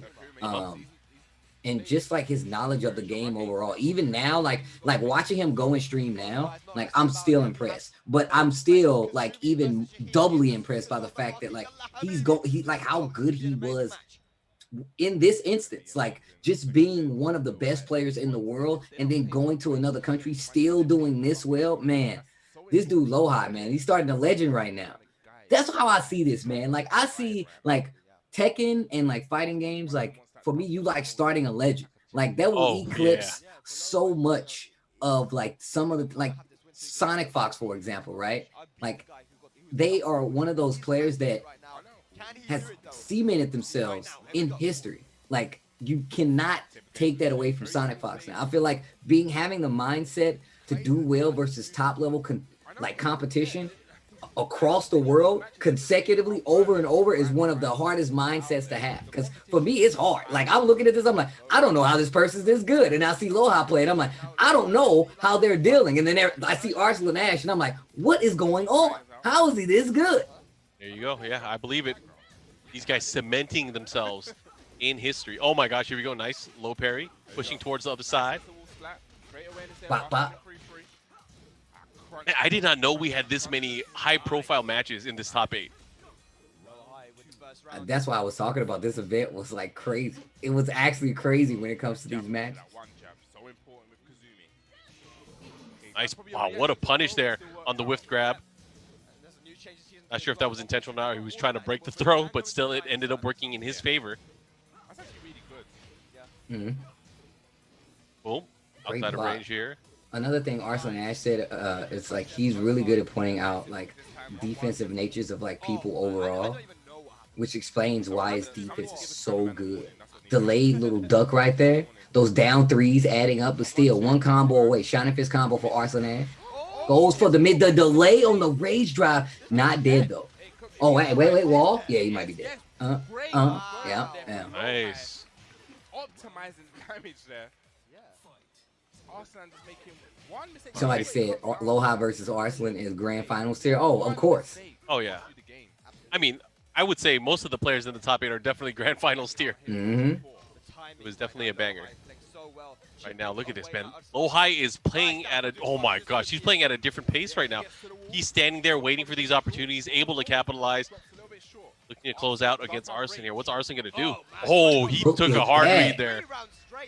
The way that Loha is playing is standing there waiting for Arslan to go for something and then just punishing. And sometimes just counter hitting them in a lot of instances. Yeah. And, you know, Spag especially was preaching about how he felt like Loha was probably the strongest Korean player throughout the 2019 season. And obviously he's able to do it, and he really performs well against foreign players, against players that are not from Korea. He really knows how to, I guess, impose his play style and his pace on them. Yeah, personally, like it's really odd for me to see him playing kind of stationary, because Loha is the player that will literally walk up on you and like duck in your face a few times just to see if you're going to react or not. So the fact that he's not doing this versus Arslan Ash as much and just playing like this stationary, I'm going to stand there, wait for you to try to do something game. Like just very much back and forth, small pokes, quick sidestep, and just instantly quick adjustments by Arslan Ash too. Oh yeah. Yes. Again, now Arslan Ash has a slight life lead here, but again, he's tightening it up. There's that magic 4. He knew a reaction was going to come from Loha. He was able to get the counter hit. You can definitely use another player's reactions against them. Good, like even if they're like super good. Yeah. And that could be a trap for a lot of these players because they're going to try to react to everything. And if you know that, then it's kind of like you have a set plan on what you can and can't do. I think that's one of the strengths of Arslan Ash, by the way, is his defensive mindset on knowing when to turn it up offensively and when not to. This double situation. Look at this. Right now, Loha with the lead. He's probably going to close out this round. He has a huge life lead. That's how Loha won the last match. It was that exact same situation, but his back was to the wall. Arslan Ash overextending, 8 down 4-2 because the super defense mode was on for Loha. Also, those lows are really getting to Arslan Ash. It's making him play at a different pace. And he's not moving around as much. Oh, yeah. You know, one of the things I want to see, I think I should bring this up just because it's I feel like it's always been a situation, and this is going to be getting kind of real here, Steve, is one of the things that you see with a lot of these countries is like, for example, for Pakistan, they tend to bind together and they really support their players in a way where they become, you know, Pakistan is such a strong unit together, right? Japan recently, especially with the finals, they really banded together to kind of cheer on their fellow countrymen. Oh, yeah. But I feel like for Korea, sometimes they have too many differences, whether it's politically within their community or against one another. Maybe there's some rivalry or animosity that oftentimes, especially when it comes to country versus country battles, they tend to falter.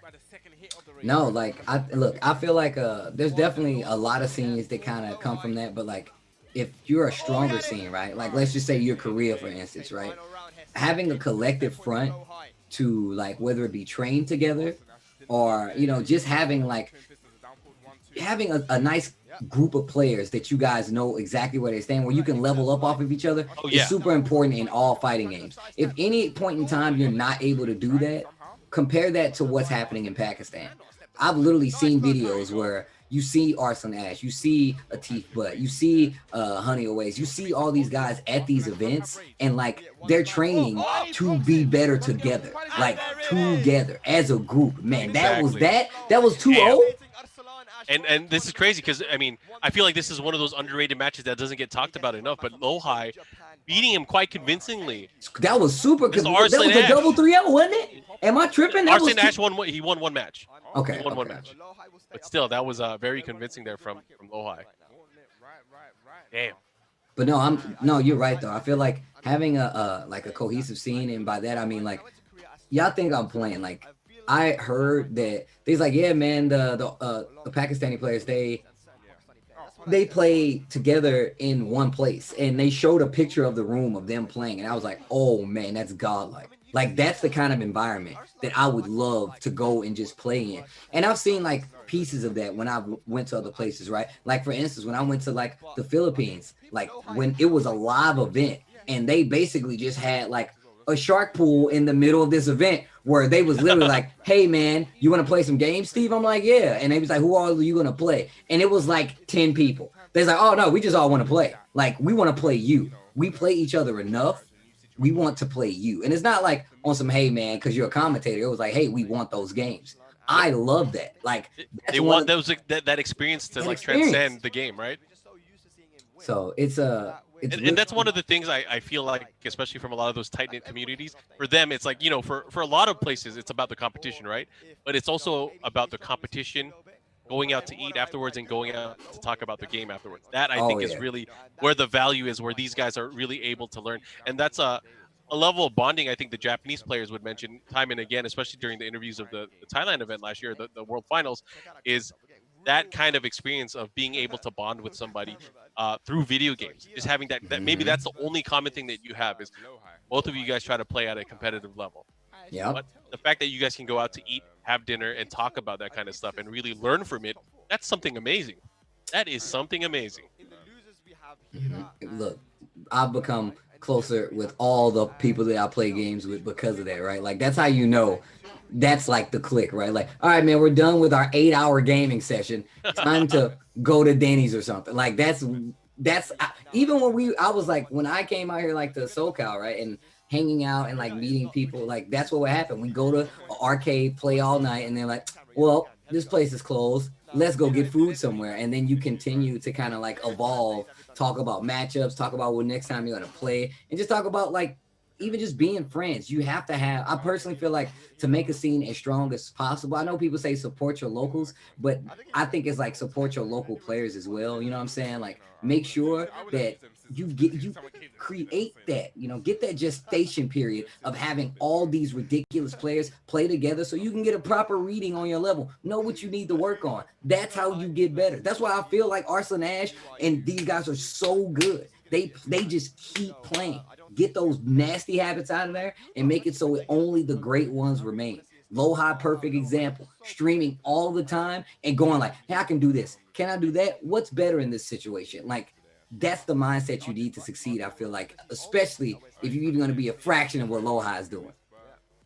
Oh, yeah. And right now he's doing it. He is mopping up the losers bracket where he's looking to, of course, get further into the tournament now, going up against another great Pakistani player in Kanga Hira. And I have a feeling that Hira is going to be using Akuma, at least to start off, but we know he's a Steve main from the get-go. But Lohai, look at it. He has that focus. And one of the things I got to ask, too, is like, when you're playing at that high level where you're able to, be so focused in matchups, I feel like eventually it wears out. And No, you feel like you have exerted yourself way too much. Dude, So I was talking to Running out of gas, baby. right, like it actually happens. You can get to the point where like mentally you're out of the game. Like when I say sometimes like, oh, that guy shook, being removed from the mindset to play your best possible is a real thing. Some people don't know how to hold that mentality at such a high level. And on top of that, regardless if you do, that's mentally exhausting. Like thinking at a high level, like playing video games, this super interactive 3D chess battle, that is actually exerting. Like I try to tell people all the time, like, man, you ain't doing nothing but playing the game. I was like, I'm gonna tell you all these rules and let me see how you adjust to, trying to win, as well as consider all these different instances to deal with. Like, I don't think people really understand the intricacy of what they're doing when they're playing high level fighting games or when they're watching it. I feel like being able to, Jesus Christ, the orbital. I feel like being able to discern like where you stand is one of the first and most prominent ways of getting better. And you have to be able to reflect to do that. You got to know where you stand. You can't be like, hey man, I body this, Kangahara guy because this Steve, I got a friend. No, you can't think like that. You have to be able to take away from wins as well as losses. I mean, that's the thing is like some of these people within the scene or maybe out of the scene, they have to learn the hard way, right? They have to learn the hard way that it's not just what you see, it's what you have to actually go through to be able to experience this kind of stuff. Man, Lohai is a madman. Look at this. Dude, I got to put respect on here too. He is respecting Lohai enough, thinking, I mean, he saw the matchup with Wise Honey, obviously. He saw the matchup against just Akuma in general. He probably knows that Lohai has a good read. Man, he did the real combo. Let's go. That's the real combo. It's definitely. Again? Yo, now, I'm not only going to do it once in the match. I'm going to do it twice in one round. Nice punish there. Yeah, that was a great round from here. Yeah, respect dashing 5 times in his face. Hey, man, look, that's how you know they shook. Those are the warning lights, man. Yeah, try that on an American player. We'll hop kick that. Right, exactly. I'm definitely going to hop kick you. I wish American you would. style, baby. Yeah. No, it's crazy that a lot of these players, they really give each other so much respect. Like you can see it. Like you literally can see it. Like once you get to a level, you're like, oh, this guy's playing a lot different than they typically play. This is the cautious play. I was about to say, if he bought this back, I would have been in. I'm like, man, what the?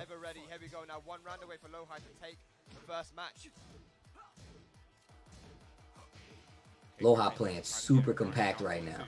Oh yeah, he's definitely putting it here. And of course, Lohai's a Steve player as well. Right. I mean, I feel like it's one of his main characters, at least in the newest season as well. I mean, he's always had a good grasp of that character, even back in the Tag 2 days. Yeah, and I remember, I think he actually, we were at Versus Fighting, and it was Knee versus Lohai in the finals. And he was playing Shaheen at first versus Knee, but it didn't work. And he switched to Steve. Oh, God. Yeah, wow. I feel like I remember that he was kind of nervous to do it because he's never used Steve against him at that time, right? Yeah, and this is one of the conversations I had with him. I said, hey, yo, Lohai, why did you switch to Steve? He was like, because nothing else worked. Like, he's like, I have to learn. Like, and I was like, man, in a grand finals, you said I need the look. That's godlike. To say you have the will to do something like that. Oh, yo, speaking. Oh, he was so far away. My gosh. Punish. Low, this dude Lohai is ridiculous. He dropped the combo. He wasn't ready. Oh my god. Oh my god. Oh my god. Yo, these matches. JDCR used to say that he was scared of Just Frame James in Tekken Tag 2 days because of Law's hop kicks and slide mix-ups out of nowhere. I believe it. Just Frame James is crazy. So I completely believe it. Yeah, he didn't do anything wrong at all. It's just an unfortunate drop when it mattered. Man, this dude Lohai is actually ridiculous. Oh yeah, he definitely is. Okay, nice count hit. Magic 4, slidey block. Yeah, very good block. Heavy got Conversion. Takes the Kefir off. Nice hop kick. Respect this hop kick. Yeah, you can tell Lohai's fishing right now. He knows that Hera really wants to move around. So those down 4-2s might find their mark if you get a little too crazy. Like right here. Oh my god. Wow. Like that's like you literally like when you play enough, you know, like you can feel it. Like Yeah. remember, It's Ultra Instinct, bro. I'm telling you. it's actually Ultra Instinct. Like people don't know that. Like you get to a point where you just like you have to know what the character is most likely to do. You have to know what their options are. That way you are able to a lot more like single down, right? Like, well, this character, man, the Tekken move list is 138 moves. How do I know what move they're gonna use? I'm like, well, look, man, if you know more than combos, you know that the range and getting into punishment range, you're not using 85% of those moves. Oh, that's Good block. I love the options for the mids that Loha's using. Back to call that NyQuil, jail tablets. Get off of me. Oh, the blue stuff. I got 2 of them, you sucker. I mean, yeah, he does have 2 rage drives. That's crazy. Anyways, going into the matchup again, Hira now making a comeback after we thought Lohai was coming out into the lead where he was trying to, you know, maybe even it up. It's now looking pretty tough here. And look at this live lead, a big counter hit back 1. And wow, he might be saying lights out here. Quite the statement here from young Kangahira. Right after Lohai just beat Arslan Ash. He just beat Arslan Ash and goes on to potentially be in a situation where it's 2 out of 3. This is set point for Hera right now. He needed it. Somebody put Nike. I got it, guys. Gonna time out Nikon. This guy just said Steve Fox needed another one. There we go. Hope it was worth it, pal. This dude's in the chat talking crazy. Don't think just because I'm watching this match, I won't time you out or ban you. Eyes everywhere, baby. This is live. I'm just kidding, Nikon. I'm just kidding. But now you know. But now you know. All right, here we go. Lohai with another chance here. He's standing up. He's in neutral. Let's see what he does. But it's a very, very fragile one. Look at this, the way that they're just dashing in each other's faces. And one of the things that we've noticed from a lot of the Korean players, at least, they like fighting up close. Their ability to kind of bait their opponent to come in within range and then sidestep and backdash to kind of create another opportunity. And Lohai is really good at that. Once again, man. There's no time. What are you going to do? Oh, counter hit 1-2-1. Good night, Lohai. Man, this tournament is stacked. Man, this dude, man, Lohai be getting affected. He walks different once he loses, man. You see him trip right there? That's because he was walking different, man. He's walking with that salt. He's walking with that purpose. Walking with that salt, bro. You know, it's all in the bottom of your socks, man. You ever get sand in your shoes? That's exactly what it feels like. You got that salt just weighing you down. Just weighing you down and you mad the whole time. But I know you guys aren't mad. In fact, I'm pretty sure you're happy. Thank you guys for tuning in and watching the TWT Throwback with me and my bro, MarkMan. This is ROXnROLL Dubai. Happened from 2019 Tekken World Tour. You've already seen some of these matches. We just saw Lohai lose to Kangahira after beating Arslan Ash, who was in loser's side already from Luffy. So once again, these tournaments are more than just, hey, man, an event to get points. When I tell you that the Tekken World Tour is one of the hardest tournaments, I mean, there's a lot of tournaments out there that are really hard, but you're traveling all over the world dealing with the best players from that region. To get points to show up at a final, that is devastatingly hard. Like, that is ridiculously hard. So thank you guys once again for tuning in, learning the lore, getting used to it, because I guarantee you when the Tekken World Tour comes back and we are able to go back outside again, it's going to be just as good. The time skip is going to make it all worth the while. The best anime arcs come after the time skip. Don't you forget that.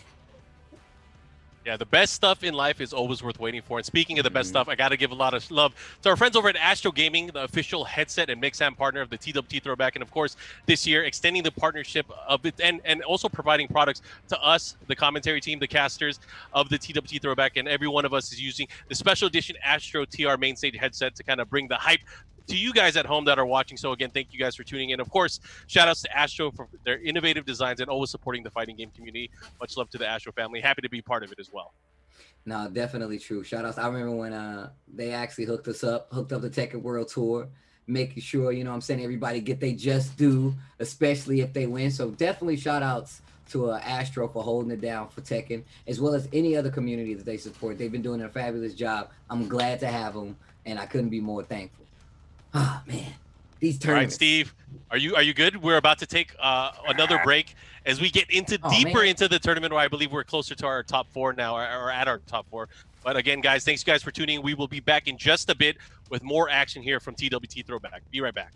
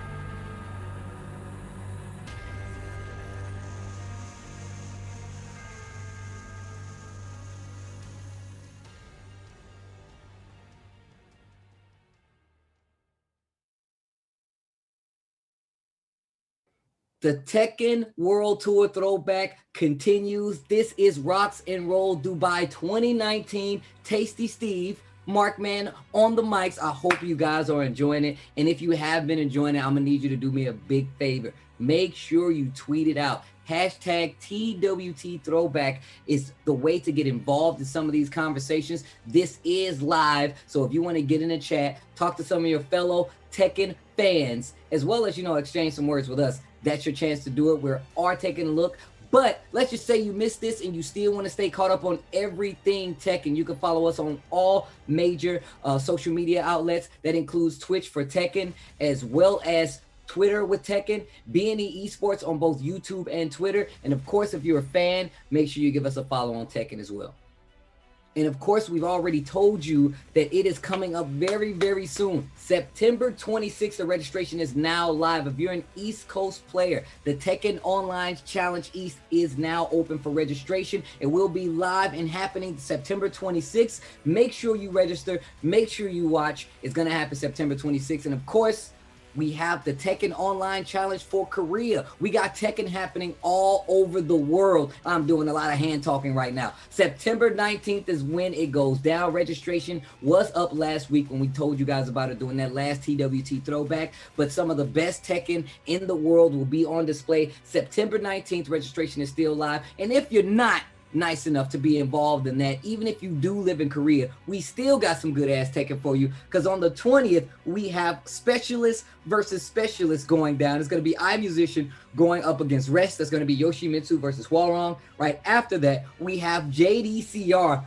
going up against none other than UYU's very own Lowhigh. And then of course the main event, the main bout, we got Knee going up against Ulsan. That's right, Rox Dragon's Knee going up against Equinox's Ulsan. And personally, I cannot wait to see every last one of these matches. I expect to see you guys in the chat. That's going to be happening the 20th. That's right, an entire weekend of Tekken 7 for you guys. Yeah, and I'm looking forward to those matches, Steve. And I think the first one that we're going to see is going to be a banger. We have iMusician going up against Rest. And I think we saw him a lot last year when he started traveling more. But again, music to your eyes. Music to your eyes. It's crazy. And speaking of music, also music to your ears. Got to give a shout out to our lovely friends over at Astro Gaming. They're back for another year supporting the Tekken Online Challenge, and they are the official headset and Minx app here. And again, Astro Gaming, they're providing the top 3 for our open tournament events that are happening, like the one happening in Korea this coming weekend and the one happening for the North America US East event. They're going to be providing the event champions with Astro products and, of course, custom merchandise. So, again, lots of love to Astro Gaming for providing that for the players.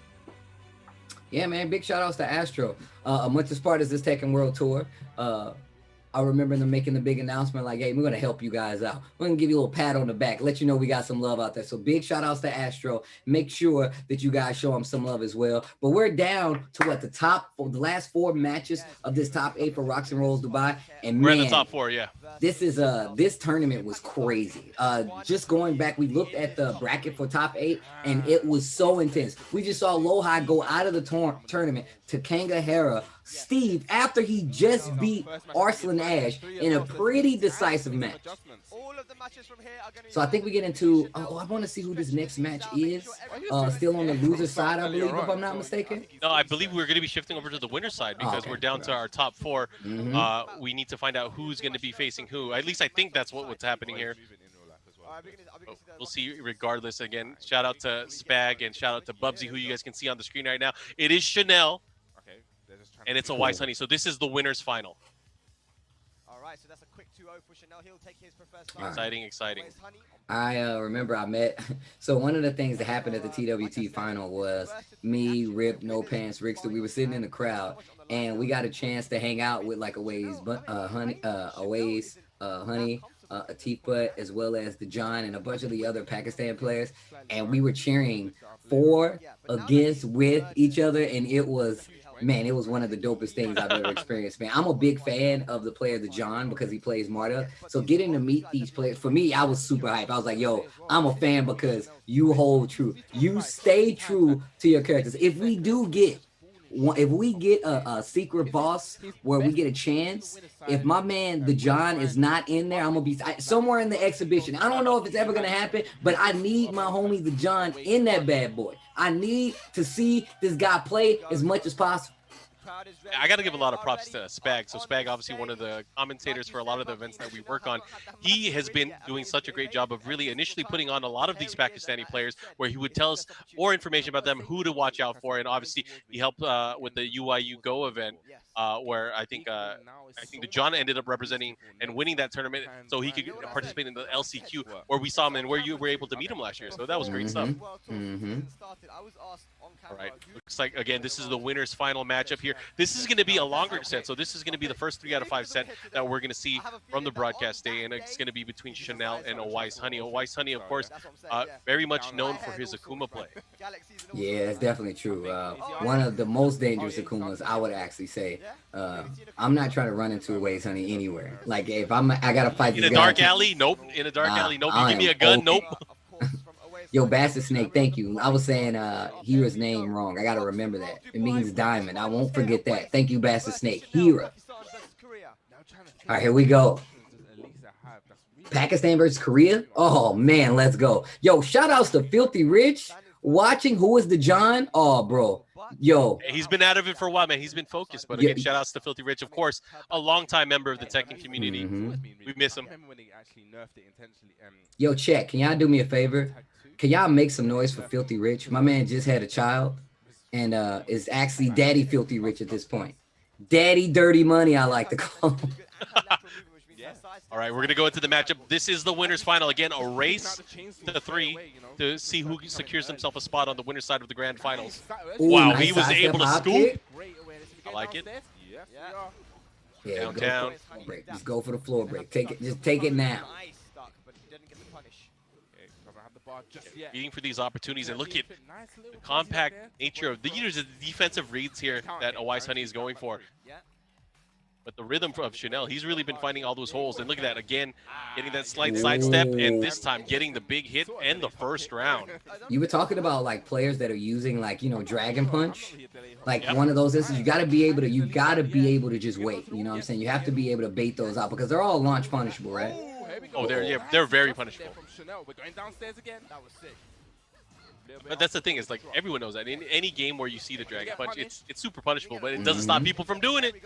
It's one of those things that it feels good. You got to take that risk. It feels good. It feels good. I just want to DP you, man. There you go. Oh, there's a punish. Oh. Yeah, he could have got the forward 4 there, unable to get it, but the chainsaws are out. You got to be careful downstairs. Final floor. Here we go. So has the chainsaws out. Final floor as we start the final 4 of this tournament. Oh, that was pretty good. Yeah, I was kind of late there. I should have said it earlier. Tied up on rounds. Just out of range, but nice punish there. Good stuff. Now Owais Honey having to deal with this. Yo, there's been a lot of spring attacks by Owais. Yeah, it's an easy way to kind of steal the momentum back from your opponent if they're not suspecting it'll come out. Oh my gosh! What's he going to do with it? Oh, no, he missed the combo follow-up. It doesn't matter. He's keeping the pressure here on Chanel. And look at that. Gets the down 3. And the down 3 only connects with the follow-up if it's a clean hit. So whether it's down 3 to Fireball, down 3 to the Tatsu, you got to make sure that you're in deep enough. Oh, he whiffed. No hop kick, no punish. Those chainsaws, though. Chain of fools, you got to watch out, man. You can't be getting hit by no chainsaws, man. I don't think anyone has that on their agenda. All right.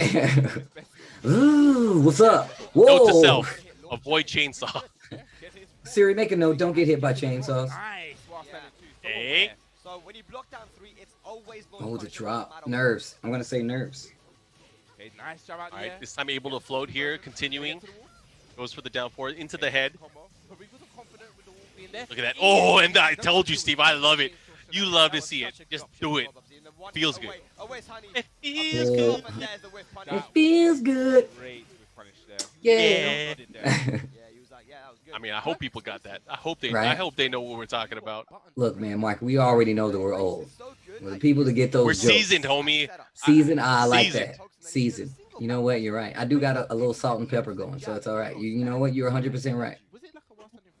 Hey, but match number 2. I don't know about that time, but I mean, he has so Let's many see how this moves. works out here. But Obviously, of course now it Chanel was goes infinite. I think it was an interesting opening few rounds that we saw here, but I feel like when you're fighting against a character specialist as dominant as Wise Honey was during this time, I feel like he's gonna be he's gonna be chipping away at you. Like you're gonna start making these mistakes, and he's gonna start capitalizing on them. And that's I feel like what we're gonna see. And Wise Honey already winning that first matchup, going into this Chanel. I think he's gonna have a harder time. There's that whip punish there with the standing too. Slide after the demon flip. Always Honey getting a lot more offensive, it seems like. Uh-huh. Oh. What we talked about, man. That standing two. Oh, no pickup, no float. Definitely trying to get like some conversions right there. You can see it, but he's not able to make anything happen. I love seeing how Chanel deals with these matchups that are like these character matchups that are supposed to be so dangerous. Only because I feel like Chanel approaches it a little better than most sometimes. And look at that, a clean hit down 3 just led to so much damage. He was able to close it out, but very, very strong performance there from Wise Honey, able to steal away the round. And you know, while he was doing that combo after the extension, he was able to build up close to half a meter already. A little bit of a mix up there. Good man. Yeah, well, running two Elisa has as well. She has a running two. Probably just Down 3 check. can't do that. Even the running 3-4. Yeah. Good block on the shoe shine. Uh-oh. Chainsaws. Extra range on the chainsaws. Second time. Okay, that was definitely. Oh, here we go. That's what you was talking about. Gotta be clean with it. If you're gonna land that down 3, you can't be dirty. Gotta be clean. Dangerous. Goes for the dive kick. Look at this. Wow. Oh, is that gonna be enough? Is he gonna be able to do anything out of it? I saw the duck. I thought it was a down jab, but I saw the duck already. He was already in the motion. Yeah. That Wise Honey up 2 rounds here, threatening to go up 2-0, and that's a position you do not want to be in. If you're in for a grand final set, whether it's grand finals, winner final, or loser final, you do not want to be down and have to win 3 straight matches. That is a tall order for anybody. Yeah, it's great 2-round cushion. Looking very comfortable. Okay. Dude, Away's playing so good though. He has rage now though. He has rage and he has meter. And he's gonna ruin some. Okay. But no wall. Never mind. I was gonna say he was about to ruin the storyline there. Okay, chainsaws are out. And that spring kick, he is so good at using that and really stopping I guess the rush down from Chanel. We saw it always using it a lot in that last other set too. Yeah. Chanel looking to tie it up here, gets the float on the spring kick once again. Now what? Look at that. Puts him into. I'm telling you, it feels hella good. Is that gonna hit on the tech roll? No, he stays on the floor. I like that down 4-1 check. Down 4. Here we go. Oh my gosh, that whip punish was crazy. Oh my down 2 god. Not dead though. Mastery of down 2. Spends the blue stuff. I like the running 3 he went for there to put him in range for the clean hit. Oh my gosh, it felt way too good. It felt way too good. He went for the raw DP not working out. But look at this final round here in match number 2. Where's the big reason? I don't know. Yeah, he was swinging for the fences there. There you go, just back dashing out. Yeah, just flipping out this time. Yeah, this is tough. Yeah, this looks really hard. And he's working on building that meter. He's very close again. There it is. There's that 1 meter. It becomes a different ball game because right now Akuma has the ability, especially if he's able to get a whip punish, to deal more than 50% damage, which could be detrimental to what Chanel has left. Those 4-4-4s, man. They are adding up. That's the pressure. It complements his other moves so well because what are you going to do? Are you going to wait to block it? Are you going to get hit by it? Or are you going to let him come in and get into the range that he wants to be? And it looks, and on top of that, like, it has a slow enough startup to where you think he might be doing a lot. Oh, look at that punish. Yowzas. Jeez. Was able to pull it off. I like it. Go ahead, Chanel. Hit him with that boom. I like the thinking, Chanel. Yeah. Yeah. I remember one time Chanel won, hopped up, started doing the. I was like, yo, that's okay. All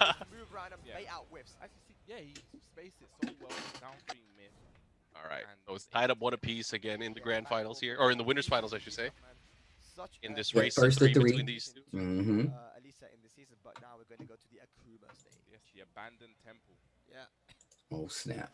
The abandoned temple. I like how Chanel like plays this matchup though, and it feels like Always Honey is playing respectful as well, just enough to not go crazy, right? Like those 4-4-4s, I feel like are just like, hey, how are you going to react to this? That isn't like Like you plan on them hitting, but you want to see how they react. Like this, right? Like started off with double 4-4-4. I like that. So the option he seems to do against the boot stance is literally just jump. That down 3 goes for the demon flip mix instead. Okay, gonna get the punish. Okay, single jab. There we Nice. go. Good punish. Gonna get Wall. a splat as well. Oh, this is gonna hurt. Yeah. It's gonna add up. The The mix-up, he's in. Oh wow, standing 2 on wake up. Down forward one. I mean, that was clean hit range, but doesn't use the bar. Could have used the meter there. Oh, could have used the meter there as well. Not deciding not to close out, maybe save it for later in the matchup. Look at that. He probably built a ton of meter in that sequence, and look at that, up 1-0 on rounds right now. So quick in this that I guess he's able to spend it. You're getting scared. He is really using that down 3. He is rushing in, getting that opportunity, able to get the counter hit here, build up more meter, and he's pushing towards the wall here. This is going to hurt big time. Oh, and he still Wow. got it. This Hey, man. feels good. Yeah. Down Damn. 4. See, that's what I mean. Like it just looks too similar. Like down 4 is a tool that you have to be aware of. That knockdown is definitely a problem. But I feel like that's what makes you afraid to do other stuff. That 4-4-4 working out, I feel like that's one of the reasons. Again, it complements the rest of his arsenal as well, because you don't want to duck, right? You don't want to duck. You don't want to get hit by a big mid, and I think that's general for most of the Tekken, right? In Akuma's case, you don't want to be in range where he can get that clean hit. That's here we go. He's gonna go for the damage early on. Goes for the screw. Let's see what the How mix-up much is it is. gonna take? Decent amount of damage. Puts him into range, though. That's the thing. That's the key thing that we're gonna have to take away. Oh, What a sidestep drive. Stuff. Back up. Back up. Give me a little space, okay? Yep. Looking for another reverse sweep in this winners finals. Okay. Up over. This time, chainsaw to the back. Chainsaws to the back. Jason Voorhees, you better chill. Yo, the evasiveness. You know, he's looking like a different player. It's like it only takes him 2 The chainsaws rounds are to still turn out. into a different He's player. not putting him away. Decides to fight with him. Here we go. Finally. Did you see a backwards dash? That was great. Like evasive move Yep. from Alyssa. Evasive tactics. Yeah, really good stuff there from Chanel. Okay, Perfect timing. here we go. Looking like it's going to be another final round, Bubsy. Pretty close to that wall. Dash up, down 3. This dude's crazy. And he's building that meter for that backup bar as well. Very close to the wall here, but the power crush saves him here. Final round here. And this is a very decisive match. As it's tied up, whoever gets this is going to be in the lead. Oh, yes. You too close, man. What's up with it, Luca? And he has meter too. This is where it's going to be really scary, because if he gets close enough, he's going to be able to employ those mix-ups. It doesn't matter. He Down uses 3 the meter console for the instead. mix-up. Nice patience there from ROXnROLL. Yeah, really good patience on the floor there. Going for the back Alright, two. try to get him with the homing Another move, but this nice. time from Chanel. Retaliating here from Chanel. Referee's really good for Elisa. I have so much range. It's really deceptive range. Yeah. Look at this. Good Get dancing. anything out of it. Trying to stay away, like trying to stay away from the wall, away honey. But Chanel just keeps circling back. Chanel. He's close to building that meter too. One more hit could end it if he gets a clean hit. Oh, look at this. It's going to hurt. Oh, Ouch.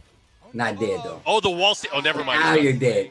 Oh, 2-1. Oh, was that an empty jump? That was a Street Fighter setup, dude. Yep. The You gotta empty think jump. outside of the box, man. Empty your mind. Excellent meter management. Free your mind. Very aware. Man, I used to say that a lot in high school. You were one of the cool ones. That down to Had to be, man. You gotta let them know. able to use to finish it off. Steve, why were you late? I was handling something. Sometimes not getting, Free your mind. No, but it was close. It was very, very close. All right, here we go. A Wise Honey up now, 2-1 in this winner's set. This is crazy. Genuine This is game big right because the here. winner will be able to move on to Grand Finals winner side, where they'll have some insurance going into the Grand Finals versus the opponent coming from the loser side. Either way, going into this now, again, a Wise Honey up 2-1 in another open stage. A Korean classic. I feel like a lot of the Korean players would often pick this stage just to, I guess, prevent themselves from getting hit by all that damage, right? All that damage, the walls, everything. The whole shebang. Yeah, I know a lot of players who prefer like the endless stages so they don't have to deal with it, which is actually pretty cool. I love that there actually is a preference. There's players, they're like, man, I can't stand wall stages. I'm like, man, why you gotta run away on these endless stages? You're like, I love having that that decisiveness of being like, man, this guy likes endless stages. I'm gonna put him on a stage with walls and vice versa. Sometimes it's just purely character stuff too. Yes. Ooh, big launch. Oh. He was prepared. He was ready, man. Always honey. Nice. Oh, good whip punish. Yo, the sidewalk, did you see that? That was sick. Back. 2 rounds straight. Very strong here, Chanel. Here we go. Making a Big statement start. here early on, looking to tie it up, but again, a Wise Honey was with full meter. He had a full clip, There it is again. and he's Look at shooting. the punish. He's shooting. He's building more meter right now. Chanel is just so ready with that punish. That at least the buff was huge. Yes. We're seeing it in play right Good here. punish. Okay. Ripper jumping. Jump Tatsu, huh? Using that fireball. Trying to cover his bases. Loving the sidestep left here from Chanel. Just backdashing sidestep left. Backdashing sidestep left. Again, Oh yeah, he wants to completely keep changing that here. king What's range. oh, Okay, look at that. punish. Oh, Look, oh my God, just Wow. do it. Let's No go, counter hit baby. though. Down 4. Is he gonna come back now? Okay, Nah. fake out the jump. Demon. Oh my God, Steve. Nah, I'm not believing. Another- Oh my God, the counter hit is coming back. Wake up, Demon. That reminded Go, me. Shiryu Mitsu. Wake up. That reminded me of that Wake up. legendary crazy. Daigo versus Nice. Gamer B round where he just did Carry Dragon out Punch Chanel. back to back to back to back. That was nuts. Nice. I can't believe he The got big away with brain that. read. A Wise Honey's Big brain evil. reads. Oh my gosh. Okay, forward, forward, forward. Hold these And sandals. again. Using that back 4-4, yeah, that's an amazing. I feel like that took did off the the damage. top. I feel like that did the damage there. A And Wise again, Honey. the sidestep hooking. Uh-oh. Ladies and Is he gonna gentlemen, close it out? Mental damage, bro. Oh, but look at that. He tied it up. He tied it up final match. after that amazing round My of Habibis in the back-to-back crowd. Dragon Punch If you want clutchness. Always Honey to win, We're going to a make some final match noise. here on the winner's side. Okay. If you want Rox Dragon Chanel to win, I want to make see some what noise. Oaze is gonna do. We have a clear favorite here. He about to hit him with that honey. Clear favorite, A Bobson. teaspoon hit him of with the honey that'll sweetness. melt your mouth. Considerably unanimous. Don't let the sweet taste fool you. Yep. Final match here in the winners finals. Who is gonna make it? to Sugar the ain't grand always finals? sweet. Not when you Jordan playing himself against said Oaze Honey. 220 All right, here we go. What's it, game 4? Nothing, honey. Go. Nice, honey. This is the final match. So they're all tied up. This is the final match between these two. We're going to find out who is going to move on to the winner's side of the grand finals and who will be going into the loser's final. Or, of course, we have one more matchup to play to find out who will be participating in that. Let's see what change But it's it all gonna comes make. down But to either way, the going right good into that it here. Oaze won the first match, which means that he has the ability to Cool. choose Big damage in the already. final match which one he wants. Say bad position. Oh, he had it there. He had the hit. Mhm. He didn't believe though. Start here from Chanel. That's and we say it all the time. You got to believe. Haven't seen that move a lot actually. The success on these down 4 is starting to add up. And now you can see Chanel being more aware of the down 3 range. The mid. Oh yeah, and the down 3 range again. It sets up so many of his other moves. Oh, he goes for the reset. Demon flip into the throw. Little bit of a cheat. Which is probably his- oh my gosh. Respect it, the blue stuff. Up in this set now. This is crazy. That was a drop combo Respeto. opportunity there from Oaze. He would have got the round and Ay, Chanel Dios taking mío. full advantage. Down for the Dios start of the mío. set and forward, forward, forward. Okay, gonna get the punish. Just a single jab. Oof. Do it again. It's crunch time right now here for Oaze and he guesses wrong. Oh on the man, look at that. mix-up. He's creeping on him. A bar meter to work with there. Not Having an opportunity again. Chanel with great spacing. Chanel's movement changed up just a little bit. Oh yeah. He's staying at just outside of the down 3 range, and I think that's key. But except that when you get hit, Are we gonna get to the wall? Uh-oh. Dead. what? Oh, very close. Wow, only one hit. Oh, why did that whip? Oh, Do it again. Is he? Oh, I thought he was gonna Dragon Punch. block. Oh, wall Oh, standing. wall, the wall. It was the wall. I think Chanel So, while sidestepped standing to one the is a right. high as well, so that's why I Yeah. whiffed. I'm sure. Can they get any closer? We are Next to the wall, quick sidestep. Or the game just doesn't like you, man. I mean, it'd Sometimes be like the game that just doesn't sometimes. like you. Sometimes it's just like that. Okay, gets the wall. Oh, and he gets it. He gets the wall. What a Okay, conversion here. what's the Oh, next I'm so glad he didn't get hit by that tech catch. It would have been nasty. Nice duck. Good It's duck. Jackson if you're nasty. Down. Okay, uses the red fireball. No sidestep. Okay. Yeah. Gotta continue again. He has to stay. Oh, he has to be very wary of the range here because he has meter. He gets the cancel, and Elise is gonna die. That's gonna be all she wrote. Mixing him up right now. Happening on legs. Down back freeze.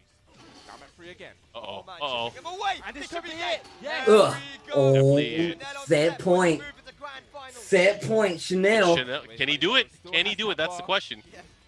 Can he close it out again? These the demons, the Pakistani Akuma, they were definitely terrorizing the TWT at this point. Super Seemingly unbeatable at this point. He almost has another bar meter to work with. There it is. Oh, Okay. chainsaws. Nice Chainsaws. chainsaws. Attacking them legs again. Oh, yes. Oof. Oh my gosh! Look at this damage. Back against the wall. Okay, big wall slap. Uh-oh. Conversion. This is a nasty mix-up. What are you gonna do? Nice side Nice, roll. he Gonna rolled have to away. Exchange Oh, everything. he Didn't believe. Oh. No, you lucked out something crazy, Chanel. That wall angle just saved you. 4-3. Raise drive spent. Nice. He was Mix able. up. Oh. God. Doesn't get them. Wow, Oh my back gosh, he just for the kicked him in the fourth. face. Final Kicked him in the round. face. In winners final. One round. Here we go. Yo, double Luigi. Shout out to MYK. Oh yeah. Double Luigi. Oh, that was a big block. He built so much meter landing that while standing 4-4 as well. It's looking really good for Chanel right now. He does have the life lead, but again, when Akuma has full meter, there is no life lead. You mean Oh like my this? gosh. You mean like The is this what we're Exorcist. talking about? What's the combo? Oh my gosh. One more hit. Oh man. Take it over Chanel and move into the grand finals. What a That's what I Don't mean, hug me. man. Don't hug me. Right? Don't you dare hug me. Hug me after the pop off. I'm telling you right now, I would have. The next time I would have played him and I hugged him, I would have hugged him like, yeah, you remember that? I would have whispered in there. I told you not to hug me. That made it personal. Good game, though. Good Yeah, game. he would have been like, yeah, Hail Hydra. Yeah. Whisper in his ear. Let him Hail know. Hydra. Yo, Spag, Bubsy holding it down on the mics. ROXnROLL Dubai. Man, these matches. Oh, this is so close to the end of the Tekken World Tour, right? Like towards finals. So we're looking at a lot of these players and like shape to do just what they feel they want to do at TWT finals was essentially win, but that's a different cake entirely. Definitely very tough just to see all this. I mean, obviously these players are fighting for, you know, a right to be able to represent their region, represent their crew in the global finals. And we know earlier from this, because of the placing that Wise Honey was guaranteed, he guaranteed himself a spot during this tournament for the grand finals.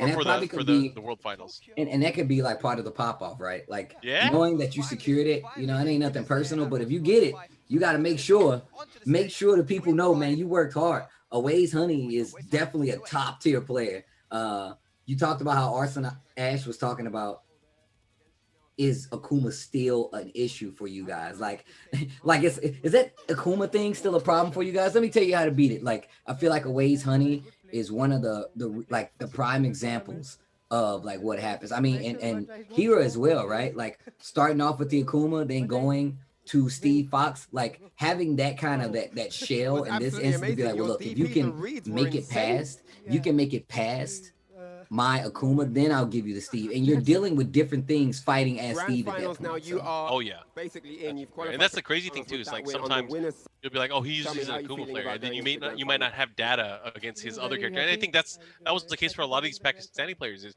yeah, we knew they had Akumas, but they have so many good players for other characters. It's crazy.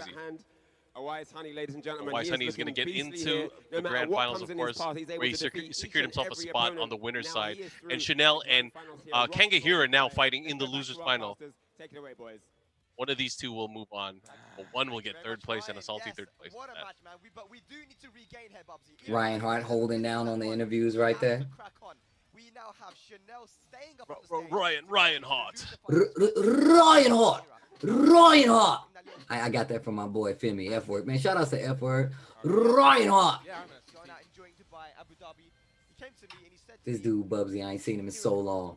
But no, man, like I don't think people understand like what like the TWT, like the Tekken World Tour with the challenges and the master events really did open up a lot for these communities around the world. That's the truth. That is the truth, my friend. In good times for sure. Spag is losing his mind, man. He's seeing the worlds collide before his very eyes. We saw And you know again. Spag was about it. Like Spag was really happy to be over in Pakistan too. Like he Oh was yeah. losing it over there. You know, he's been telling us too. He knew for the longest time that there were so many good players out of Pakistan that they just didn't have the opportunity to really showcase their skills. And you know, there was a really good Pakistani player that lived in the UK, Asim, right? And Asim was for the longest time one of the best players in the UK, especially during the Tekken 6 days, and obviously very strong still in Tekken 7. Probably didn't play it as much, even in Tekken Tag 2. But Asim even told everybody, like, hey, you got to watch out for these guys in Pakistan. They're hella good. It's I think funny. It was he started funny. telling Like people. it's like the Saiyans. It's like, yo, man, the Saiyans are coming. They're real. They're real. Whatever gets there, and it's just like, you think I'm bad? Wait till Arslan Ash gets here. Like that's basically what happened. Yeah, the Raditz. The Raditz, Vegeta, Nappa. They come in threes, baby. You better watch out. I'm Of going course, to guys, Souk. thanks for tuning in. It's been fun so far. We're watching the TWT throwbacks watching this classic Tekken action, even though it was just last year, this definitely shaped up a lot of what we saw. No, it definitely did. There wasn't too much that Finals actions here. like it wasn't too much that wasn't affected by the presence of Pakistan being in the Tekken World Tour last year. Yeah, definitely a great storyline, and I hope, especially when we get back to the normal swing of things eventually, hopefully, that we get to see more and more countries really showcase their talent. I'm looking forward to that the most. So often. But here we go, Steve versus Elisa. Here we go. Here, bro. And Hira going to Steve straight out the get-go, not picking Akuma at all. Goes for the shove. Very, very unconventional styling here with Steve. Oh, what is she doing? That's a punch fight for highs. Yo, Hira just changed sponsors all of a sudden. He's Kanga, man. Not Look at GG. this offense, Punish. He is definitely pulling the space here, and obviously it already worked. He in the matchup earlier, he's definitely showcased that he has the ability to fight against some of the best Korean players already with his Steve. Oh, nice duck. Great patient player. That's what you're gonna do. Can't low parry a chainsaw. You can't do it. You'll lose your hand. Get caught in the cookie jar. All right, here we go. Even I think if Elisa does the second hit, Man, Hira is on one right now. I can see that happening. Yeah, of course, yeah. Some With punishing. are just select, some Yeah. punishes, yeah. That looked like an select one. For sure. Oh, that opportunity goes for the lowing chop. Steve Flair, look at that. Nice. Boom, boom, boom. 10 count. 3, 4, 5, 6, 7, 8, 9, 10. Throw. Okay, nice one. And Go. he's just at the right range for all these attacks to start landing. Here we're just backing out.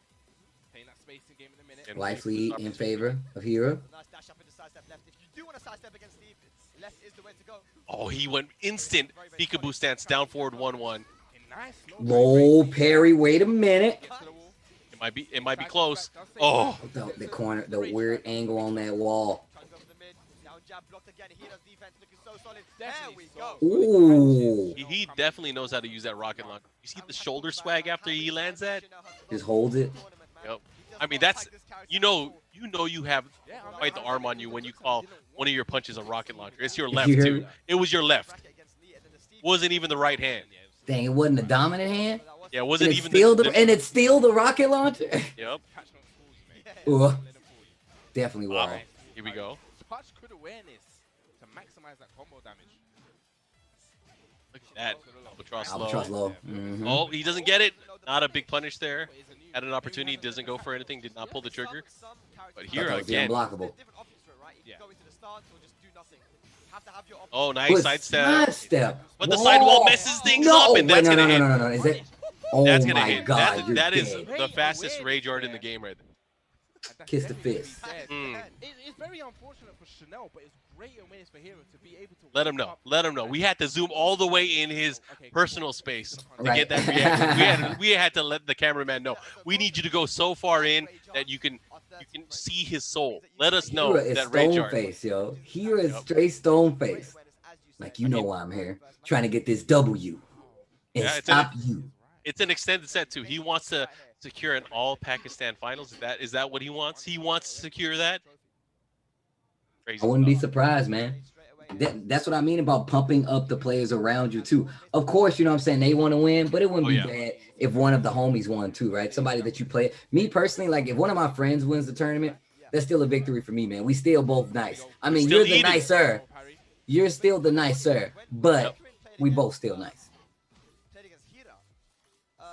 Sometimes it's the necessity of things. Oh, look at that.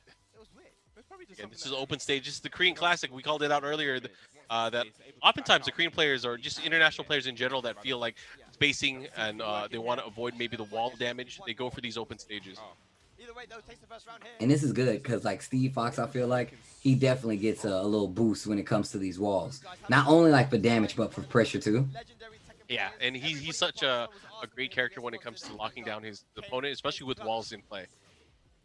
All right, here we go. Whoop, here we go. Goes for the follow there, unable to get it. I don't know if that forward 1+2 was on purpose. Good dub. Nice. Instantly pulls out the chainsaws. Nice punish. You gotta watch out for the raid. This is, oh my gosh, that's the scary thing. Can't Especially believe when that Steve wasn't a is in low. Dashing in his face. Oh my God, they're just dashing in each other's face. What are you doing? Wow. Wow. Wow. He didn't get close enough, but man, That was tight. terrifying. That was tight. I mean, the ability for him to dash that fast and then switch right into peekaboo and go for that down forward one mid, and then going for the low afterward. That is such a cheeky tactic. You cheeky bastard. Okay, Nice good Good block block. there on the new low. Pulls out the chainsaws again. Again, his ability to dash in and just create that offense is so sick. Oh, he might be able to close it out though. What you got, Chanel? What you got? Definitely Rounds did. to 1. And Chanel, again, he's down in the set. This is a race to 3. Chanel needs this round if he wants to bring it back, tie it up, have a better chance at things. Trade, combo, steal, yep. Still got the conversion. And look at this life lead here. Looking good for Chanel. Whoop, real combos. Let's go. You He gotta misses relax. the... Oh, no. That's such a hard combo, man. You have to go to instant flicker and then cancel it to instant while setting 1. There's a lot of buttons involved. A lot of buttons. Yeah, a lot of buttons involved in the making of this film. Gotta pull the lever. Yep. Throw some logs in the fire. Ooh, look at that Chanel cleaning the plate. I like it. Good stuff there to Chanel. Able to close it out here. Again, very, very important here, especially considering he just got off of the loss to Wise Honey. So he has to get back into that mental state where he's able to kind of execute. And it's a different matchup too. I feel like it's really hard because maybe he wanted to fight Akuma still. Who knows? But he's now having to fight a different, I guess, shift over to a different gear to fight against Steve. Nah, he wants him caged.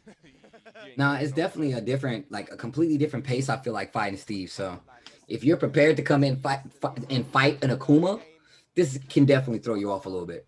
Oh yeah. All right. This is losers finals, right? This is definitely losers finals. They're now tied up 1 apiece here. We're in the souk stage, the market stage, starting off with the double throw. Going back the other way, the get-up kick, able to land here. Pushing towards the other side of the stage, and Chanel trying to lock him down. But one of the hardest things to do in the game is to put pressure on Steve because he has those bombs, whether it's back 1 or down 4 or 2. He can definitely sour the mood real quick. I mean, that's the style of the outboxer, right? Even those counter hits. And I mean, coming Steve in? Anyway, you coming in back 2. Getting a little too antsy, back 1. Oop, big launch. From crouch down forward, able to land here, gets the follow-up sidewall. So no problem. Let me continue my combo. Oh, Chanel going the other way. Doesn't cash out enough there. A low parry. This is big. Low parry. Not dead unless the wall. Ooh, nice. I like that. He Down used the frame 2? advantage there. Yeah. That was good stuff there. I like how he made that switch. That's why I hate to see this guy use Akuma. But it's like he kind of feels like he has to, And right? such This a looks sick so Steve hard. player. This looks so hard, man. The fact that you have a Steve that's so dangerous that and you still have an Akuma to start it off, man, that's cheap. And it's a very That's different. actually cheap.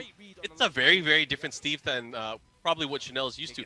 Here, definitely has an agenda on how he's forming his offense, and he might be used to Knee's style Steve more. And we all know Knee is the type of player that just kind of reacts to everything, or he's just a wall of knowledge, right? Nah, that's true. And he You doesn't have really. to, it's like it's so much harder to like fight Knee because he's literally like I'm where I am right now is gonna knock you down to 2 options, and if you take one of those 2 options, there's a good 98% chance that I'm prepared. Like he's really good at isolating it. Good block. Big. And look at that. He's just imposing the offense here, forcing Chanel to block and guess. Oh, this is big. He gets a combo. I felt like he did it. In my heart of hearts. Did it in my heart. There you go. Nice. Bad. Okay, this is big. What's the opportunity? Oh, he goes for the rage drive. He lands it. But is he going to close it out? Oh, my gosh. I can't believe the down 3. I got 2 of them. I got 2 of them. Look at Hero. That's when you gotta wipe the perspiration. Like, man. All right. Back Sonic in this drive. thing.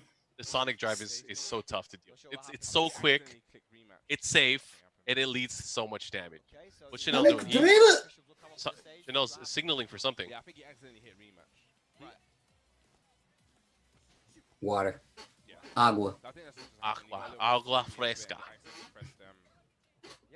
Oh, he's going for a stage change, I'm sure. Ah, okay. Yeah, there you go. You got to get hit. Either way, a very tight matchup so far that we've seen back and forth from both of these players. Hira, though, really performing very well with the Steve Fox, really taking over the control and the momentum of the matchup. Chanel having to go back to the drawing board here. I wonder what he's going to do, because right now he is not able to, I guess, go toe-to-toe with Steve. Steve has just been outpacing him left and right. Not only that, there's been times where Hira would come up and go for a 50-50 mix, whether it's stance transitions, dash in his face, really create that offensive flow, and it's been working out in his favor. So if Chanel is going to continue playing at his pace there, he might be in some big trouble. So, like, I feel like it's more just luring them into that false sense of security, like you don't know what's happening. Yep. That's really a very strong strategy in this matchup. And the stage switch, I don't blame him, because I'm tired of hitting. I would be so tired of every time he floated me, I'm right next to a wall. And that's why Chanel, we said, like, yo, what's up with these endless stages? Personally, I'm trying to fight on one of these endless stages if I got to fight somebody like Steve. I'm not trying to deal with having to fight him up against a wall. I'm cool. That's not fun. So here we go. The Infinite Azure, the Korean class again. We knew he wanted a stage with more open room to move. Get the dance a little that bit. hasn't really been a problem so far for Hira. I'm sure he's content with that. Obviously, he's going to lead to less damage from both of these players overall. But again, less risk overall in the long run. Hey. Good pokes so far. So many good pokes so far. Unblockable. Nice big counter hit. Ooh, counter hit. And the manual flicker, instant while standing one cancel. Able to get the combo still. And look at that, just on top of things. Chopping away, looking for these opportunities. Good punish there. You saw Alyssa try to use like power crush, did not work. Yeah, especially he got chopped in the leg. Oh, close it out. Oh, wow. So unlucky because Chanel had the side Clutch there. Hero away for the second hit was just about enough to hit him. Okay, puts the brakes on. And again, waiting for this Man, opportunity. the I like how triple Hero's dashes. playing. Aggressive player, always wants to be in your face. Why not with Steve? He's doing it at a certain rhythm too, where he kind of creates and tries to bait a reaction here from Chanel, but he seems to be one step ahead. Okay, Chanel starting to fight Yeah, back. he definitely seems like he knows what he wants to do. Here we go once again. Yes. Hey, The again with buttons this that, like, consistency. Chanel are using. Chanel has a great idea with the buttons being used. It's just about stopping the momentum of Hero at this point. It's the Like, momentum it and just the seems timing. so difficult. Yeah, it's the momentum and the timing here. It's obviously very, very different from probably what he used to, It's a little bit out of range to punish that. Yeah. but it's definitely an uphill battle for him right now. 17 Because right now, Hero seems to be in cruise control. He seems to be the one in controlling the matchup. Nice block that time. Very cautious in how they approach. When I have He close it out here. Needs to be very careful. Ooh, nice block again Ooh, on the good, running good low. block. That was a complete guess as well. Block and punch. Yeah. That was big. Just starts off with a big Joe Frazier. Here we go. Big damage early on. Instant flicker. Very good. Able to get the Albatross 2 combo. Nice power crush. I like it. Hero with the lucky once again. Nice punish. That's chunks. That was at 1-2. Here we go. Chainsaws are out. Go. Backing up a little bit, and now you see Hero getting the lead. Okay, nice. Oh, so far away. You lucked out, Hero. Evade all of that chainsaw. Oh, I can't believe he hit him with that. Okay, down back. Goes for the low block. Oh, man. Yeah, the unexpected. Down two. Okay, she's using his jabs to get in. Keep the Yeah. pressure on Chanel. Trying to create this opportunity. He has rage, you though. gotta He's be going to have to watch careful. out for the rage drive. Good accuracy with that rage drive as well. But now I Hero set is rage drive? using the No? station There it is. advantage. She's backing off. Okay, back free. Spins it. Oh, Oh, goes for the yeah. mid follow just up. the Down tip. forward. Just the tip, able to land. And look at that, Chanel with the lead now in this matchup. Shooting that down forward. He needs this if he wants to tie it up. Let's see if he's able to pull it off. Gonna get a final match. Just like against the West Honey. Nice. Oh, 10 get count off him. throw. Okay, this is quick a there for pretty Pete. stage. Nice punish. Gets it down back to Look at the those top. stars. Infinite is your two, man. Down back two. Ugh. Turn down the Uh-oh. lights. Okay, here we go. Hero. Commanding life lead Yeah, but here. he's had Man, the Oh, start look at them Chanel. right. not feeling this match, but hasn't been able to close it out. Can he finish his food? Can he finish the Nice Falafel? second hit, able to land. Here we go. Follow up here. He puts him into rage now. Needs to be very careful of the rage drive. Like, just imagine The extra if you had to deal with walls right now. He's trying to Yeah, do that down that How pressure are you might have gonna been get completely away? different. You're not getting I mean- away from Steve. And that's the thing too. Chanel has made the conscious decision to always go for an open wall stage. He does not want to have to deal with that. And look at that, Hira tying it up here on rounds. Gosh, this dude Hero, man. Chanel fighting for his tournament life. Oh, yeah. Oh, the second hit, the delay, the unexpected again. Hira with the timing and the counter hit flicker too. Looking to Counter close it hit. out. Looking like he's gonna be going to the Oh, grand this is final. big. Chanel This thinking is about it. big. Here we go. Does have rage. But here we've got he gonna do? How's he gonna deal with There's this? no That's the way. question. Blocking the down three. Who knows, man? That is quite the lead here, and Chanel's gonna have to put in work, but he does have rage to his benefit. Oh, doesn't land it. Oh, look at that! Just ducked in time. But a No clutch. parry. Clutch. No rage though. This is gonna be tough. No rage comeback. Good old fashioned Tekken, huh? No rage. The chainsaws are out. Oh gosh. No, Oh my God. my gosh, that was so. Oh, chill. Chill. Don't get lost. Oh, He's man. going to move into Ah, now I remember. We had the grand finals. Pakistan versus Pakistan. Yep, grand finals. Pakistan versus Pakistan grand finals. And wasn't this after they had the event in Japan where it was Another Pakistan grand yep, final. Pakistan grand finals. So this is another master event. This is now Kangahira going up against a Wise Honey in our grand finals. It's going to be a race to 3. Chanel, unfortunately, not able to progress further in the tournament. Ends up getting 3rd place for Korea.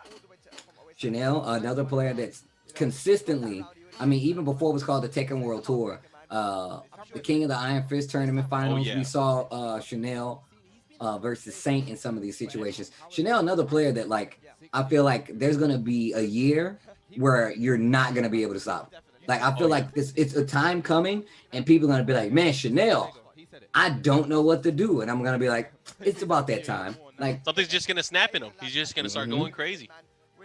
but that's good, though, because like I said, it's one of those things where, like, we've seen so many other players kind of fall by the wayside trying to, like, stay up, right? Like, trying to be like, well, look, I want to be able to deal with this character and deal with that character.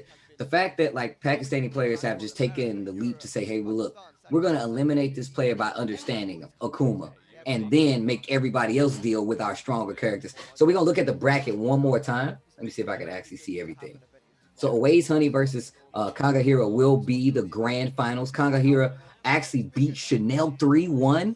Low High got beat 2-0 by Hira. So you could see the run. And then Kokoma goes down 2-1. And then Hira actually started losers fighting Cherry Berry Mango. So effectively eliminating all the Koreans.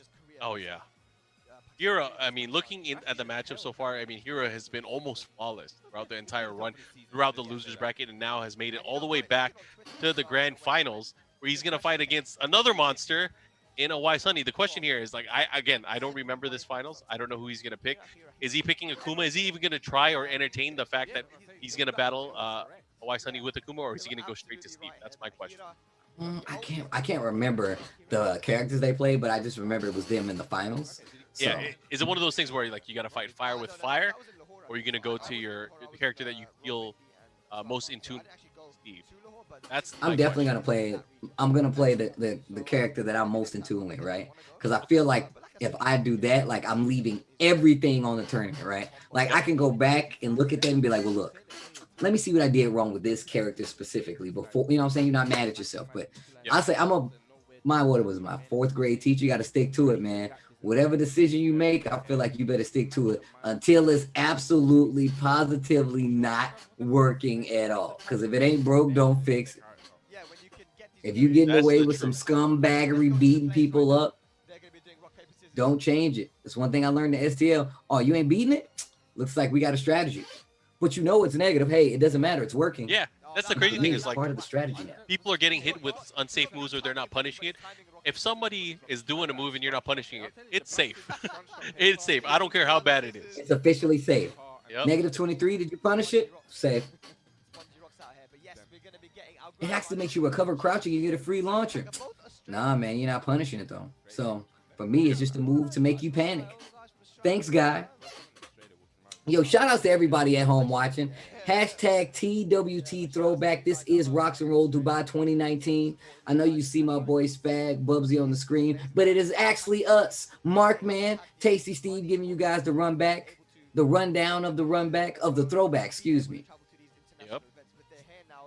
Been a fun-filled day. Of course, we are moving our TWT throwbacks. You guys are probably used to seeing us on Sundays, where we do this usually, where we play the replays of the tournaments, and of course we bring you guys some live commentary as we do the throwback. But we are now moving the TWT throwbacks to Sundays because our weekends are now filled with the Tekken Online challenges. And this coming weekend, we have the banger for you guys with the Korean event.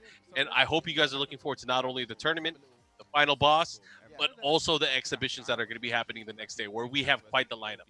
I mean, And the those first match, exhibitions are going to be ridiculous. and you guys got to keep in mind it's going to be happening in local time, and you guys probably saw the timesheet early, so you guys have to make sure you adjust for that depending on where you are in the world to be able to watch it. So look up Korean Standard Time.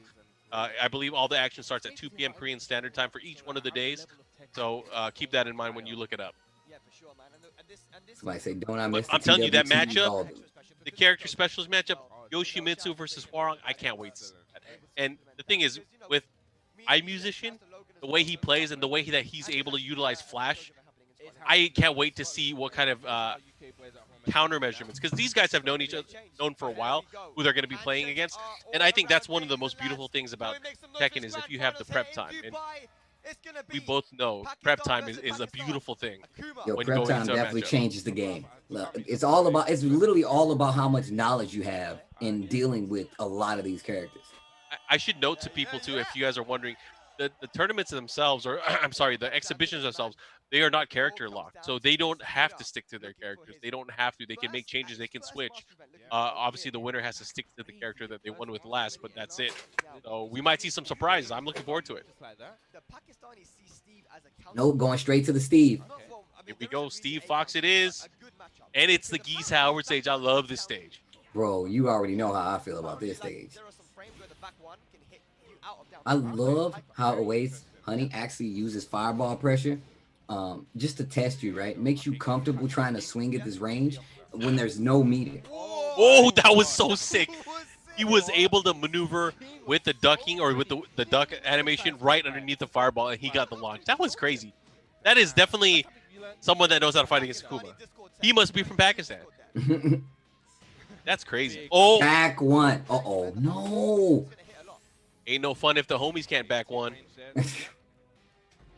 I didn't know that was going. Pleasantly surprised.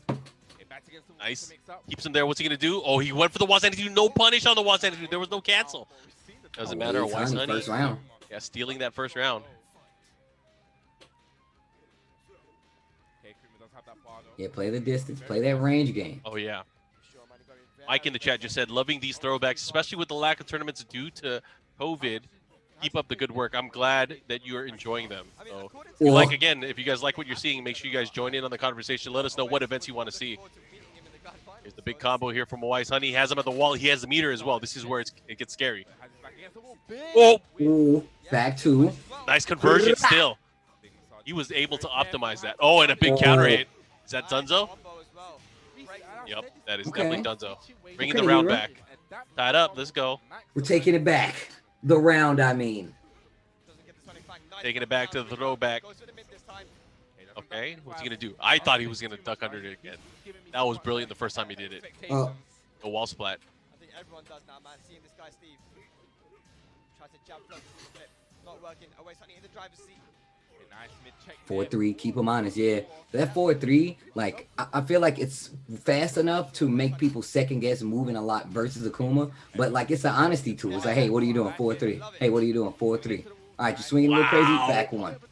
Dude, that combo, his ability to do that combo was so sick. Huh?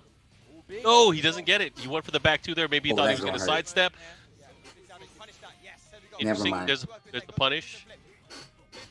Bro, these matches are scary. Man, I talked earlier about people trying to move. That Demon Flip 3 will catch you. I've seen it catch people sidestepping behind him.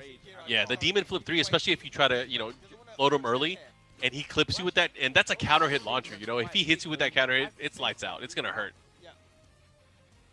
So it's a mix-up within a mix-up. Because obviously, I think the key for a lot of these players is to hit him out of the air and go for a float combo and take the momentum back. But that could be tough depending on the timing, whether he's going to do Demon Flip 1 or Demon Flip 3 early. Yeah. Oh, damage. Oh, damage. Let me get that. Oh.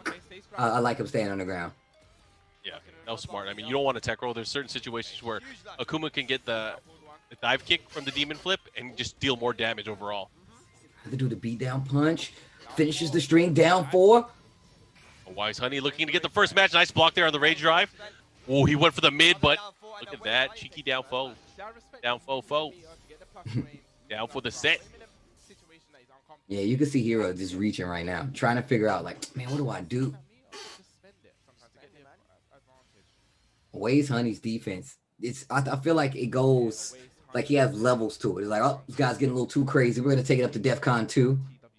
Yep, he has a dial, and he's just dialing it up the whole time. He's like, let me make an adjustment here with my my gameplay. All right, I think I'm ready.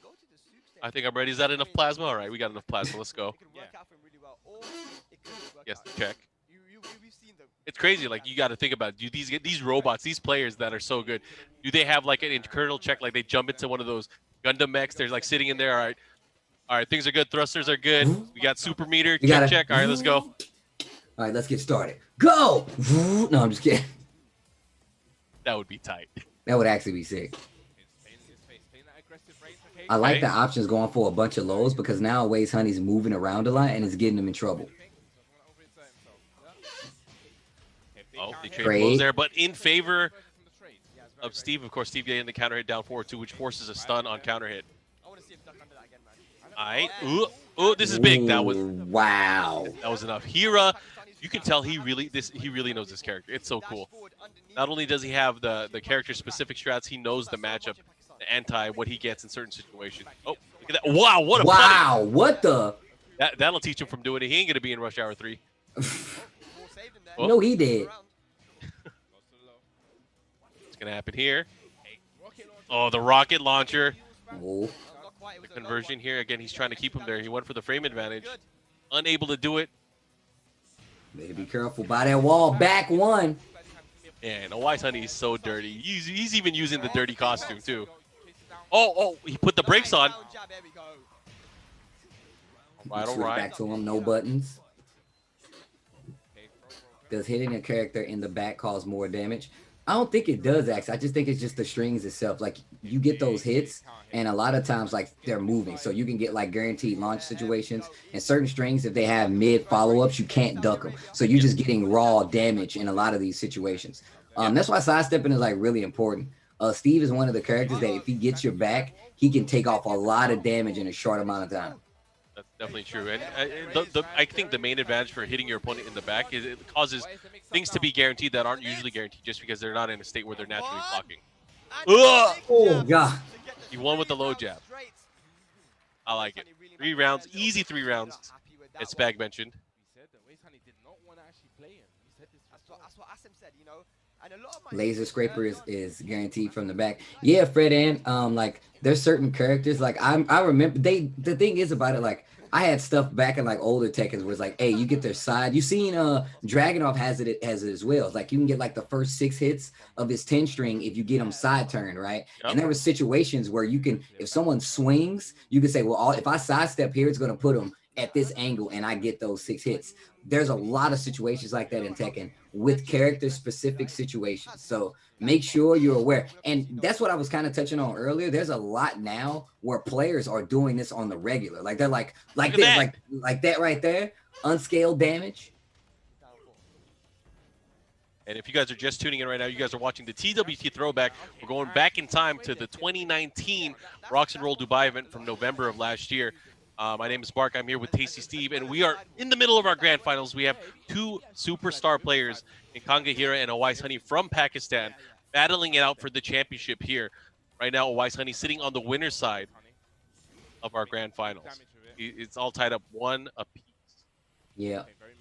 Awais Honey, back 1. Oh my God, this dude Steve. Nice. Oh, oh my! That's exactly what we're talking about. You gotta protect the neck. You gotta protect the neck. Jeez. But this is Akuma though. Like Akuma could definitely bring this back. Yeah. Don't get hit by Stab him in the neck. Stab him in the neck. Oh my! Oh gosh! I think he might kill him. I think he might kill him. He's alive, dude. He's dead. He's hella dead. He's alive. He's dead. Damn, he's dead. You know, I actually knew he was dead. I just wanted to believe. I wanted to see if I could wheel something in the past. It didn't work. I hear you. I hear you. I mean, no one likes it when there's no chance. You got to believe somehow, right? Create that tension. No chance. That's what you got. No chance in hell. Yeah, we know each other too well. Look, man, we're seasoned, you know? Seasoned? Okay, nice. Keeping him there. Look at this. Yo, Quick round. that was really good. Very good answer back there from Hira. Here we go. Away's honey. very nice Yo, round. Hira is on Away's ass right now. He's like, yo, bro, I'm not gonna let you run away with this. Yep. Man, Pakistan players are so good. Oh my gosh. Every time I see matches like this, I'm like, bro, what are you supposed to do? All right. Ends up starting to kick him. That's one way to do it. Get those key hits here. Smart move.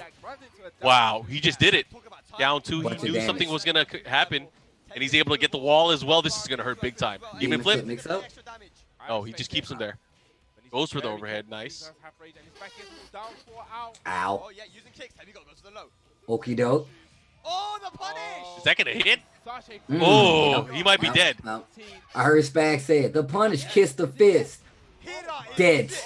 Kiss Yo, from a rose, Tango baby. Hira Let's right go. now. Oh, Final round. We were just talking about Seal yesterday, too. A kiss from... All right, let me stop. Oh, back one. Put him to sleep standing up. Back one hit wonder. Back at it again. Let's go. Yeah. Yo, Frost Aura says collab characters are pretty sweet sometimes. Look, I'm gonna tell you right All now. the time. What do you mean sweet All the sometimes? time. All the time. There it is. I'm Definitely- convinced that Bandai Namco could definitely make a Tekken versus the world. Put Drake in it. I like it. That's all we gotta do, bro. Stuff right here for Maybe Hira. not. No? Drake, Nah, I don't man. know. I don't know. But Drake in it? No. Yes. Now they gotta put Drake in it just so you can lose to him, man. That's just how it works, man. You're gonna be talking about, man, I hate the Drake matchup, dude. And that was not a really good decision. I mean, it'd be like that sometimes. Said it yourself. Minus frames. Yo, RS1, yes. Steve Fox, MarkMan even said it has one of the fastest rage drives in the game. If not the fastest, right? Or is it Jins? It's the fastest. Another- Jin's is tied, I think. For second fastest. I mean, I could be. All I know is it's fast. It's fast. It's high. Guaranteed Pakistanis to be in the grand final. It could leap giant buildings in a single bound. Good stuff. Oh, man. Hira, not out of it yet. I want to see a reset. Yeah, Steve's is 13. Jeez. Yeah. Words become physical hitboxes. That would actually be sick. I mean, Dwayne if The you- Rock Johnson versus King. I would Mishima Tiger. I would actually scream. Man, you know what I miss? I want them to have like the like I know they have like the kind of special intros in Tekken. Like they'll hit you with the "So it's you." I want them to have like the full blown like intros where they like They replicate. have some. They have some, but it's not as much as it used to be, right? Yeah. Liking this. We're trying to mixing it up a little bit. No. All right, here we go. Here we go. There we go. Yo, Oh, the look at names that. NYK Wow. in the chat. Exactly what we were talking about earlier. You got to be prepared. Was that a teleport? What was he going for? He went for the big dragon punch there. That was crazy. Look at that. And a Wise Honey is threatening to take this tournament right now, taking that opening round here. Again, this is a race to 3, and a Wise Honey sitting on the winner's side, looking really comfortable. But nice punish there from Hira. Hey, yo, could y'all make some noise for my boy NYK? The name is NYK. Is in the chat. Big launcher. Dwayne The Rock Johnson on the launcher. We had a question from the chat. If you could pick a guest character for Tekken 8 or a future Tekken, who would it be, Steve? Hey, man, Ken Masters, bro. I already said this, man. He's the Ken. world martial arts champion. I want to see my man Damn. Ken in here with the flame kicks, raging demon. That's the ramp. He even did the Kara Demon. He did the 4-3 cancel into the Demon just for style points. Let's go. Look at this. A Wise Honey on tournament point. Yeah, man, that's my bro NYK in the chat. We was actually talking about you earlier, NYK. Big good punish. Oof. Let's go. Conga Hero in trouble. He plays Steve. The mascot is actually a kangaroo in boxing gloves, low parry. Yeah. Oh. Threatening with those down twos. Gonna do. Threatening with the down threes. Here What we you gonna go. do? And again, he has that meter too. This is where it becomes very scary. Nice punish there on the skyscraper. Yo, Luca just said something crazy. He says, why don't they put Alex in? Bro, I would actually cry. And I would 100% play Alex in Tekken. That would be sick. Dude, I love the grapplers in this game. Oh my gosh, this could be it. You're A Wise dead. Honey That's game. on the verge, and he takes it. Takes ROXnROLL goodbye. What a way to end it, man. Man, this Even tournament Chanel had a overall, tweet about it. You know that's what that's what Chanel's doing. Yep. Another major in the books. Wow, the GG Man, and this is what we were talking about. We were talking Bilal about is like, there yeah, too. these are yeah, Bilal, and I think Bilal's actually like streaming right now or something crazy. Yeah, he was the winner of the LCQ. If you guys are unfamiliar, but man, Pakistani players came out here to represent, and they definitely did that. He loves it, man. Look, all I know is that Amazing, amazing we tournament. constantly talk about like Arslan Ash, but like I told Arslan Ash to his face when I saw him in Japan, I was like, man, you like changed Tekken. It was like the scene in the Matrix when Neo walks out at the end. He's like, Another 300 points. I'm not gonna tell you Over what's gonna 400 happen. points. I'm just here to tell you how it's gonna be. It just flies off. That's what happened. Yup, that is That's what definitely I what feel happened. like. Challenger event, which is 150. He just flew But off no, into the man, distance.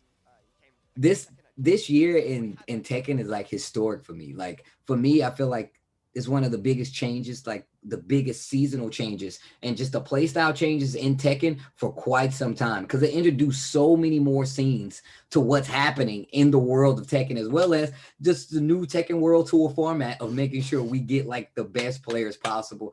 Make sure every region, or attempting to make sure every region has some kind of representation in the Tekken World Tour Finals. I heard somebody in the chat, well, I read somebody in the chat earlier talk about how they want more Europe representation. And I feel like in the past like year and a half, there's been a lot of Europe representation. And once again, this is why I love the Tekken World Tour format with these challenge, with these master events, because you get more light shine or shown on these scenes that you typically don't get to see top players come out of. Yeah, and even though it's not the Tekken World Tour, with even the Tekken Online Challenge events, highlighting different regions is key, and I think that's what we're trying to do is trying to highlight these regions that we have a good dense amount of players and be able to really highlight what's going on. And again, for an example, right now you can sign up for the Tekken World Tour on TekkenWorldTour.com for the Tekken Online Challenge for US East.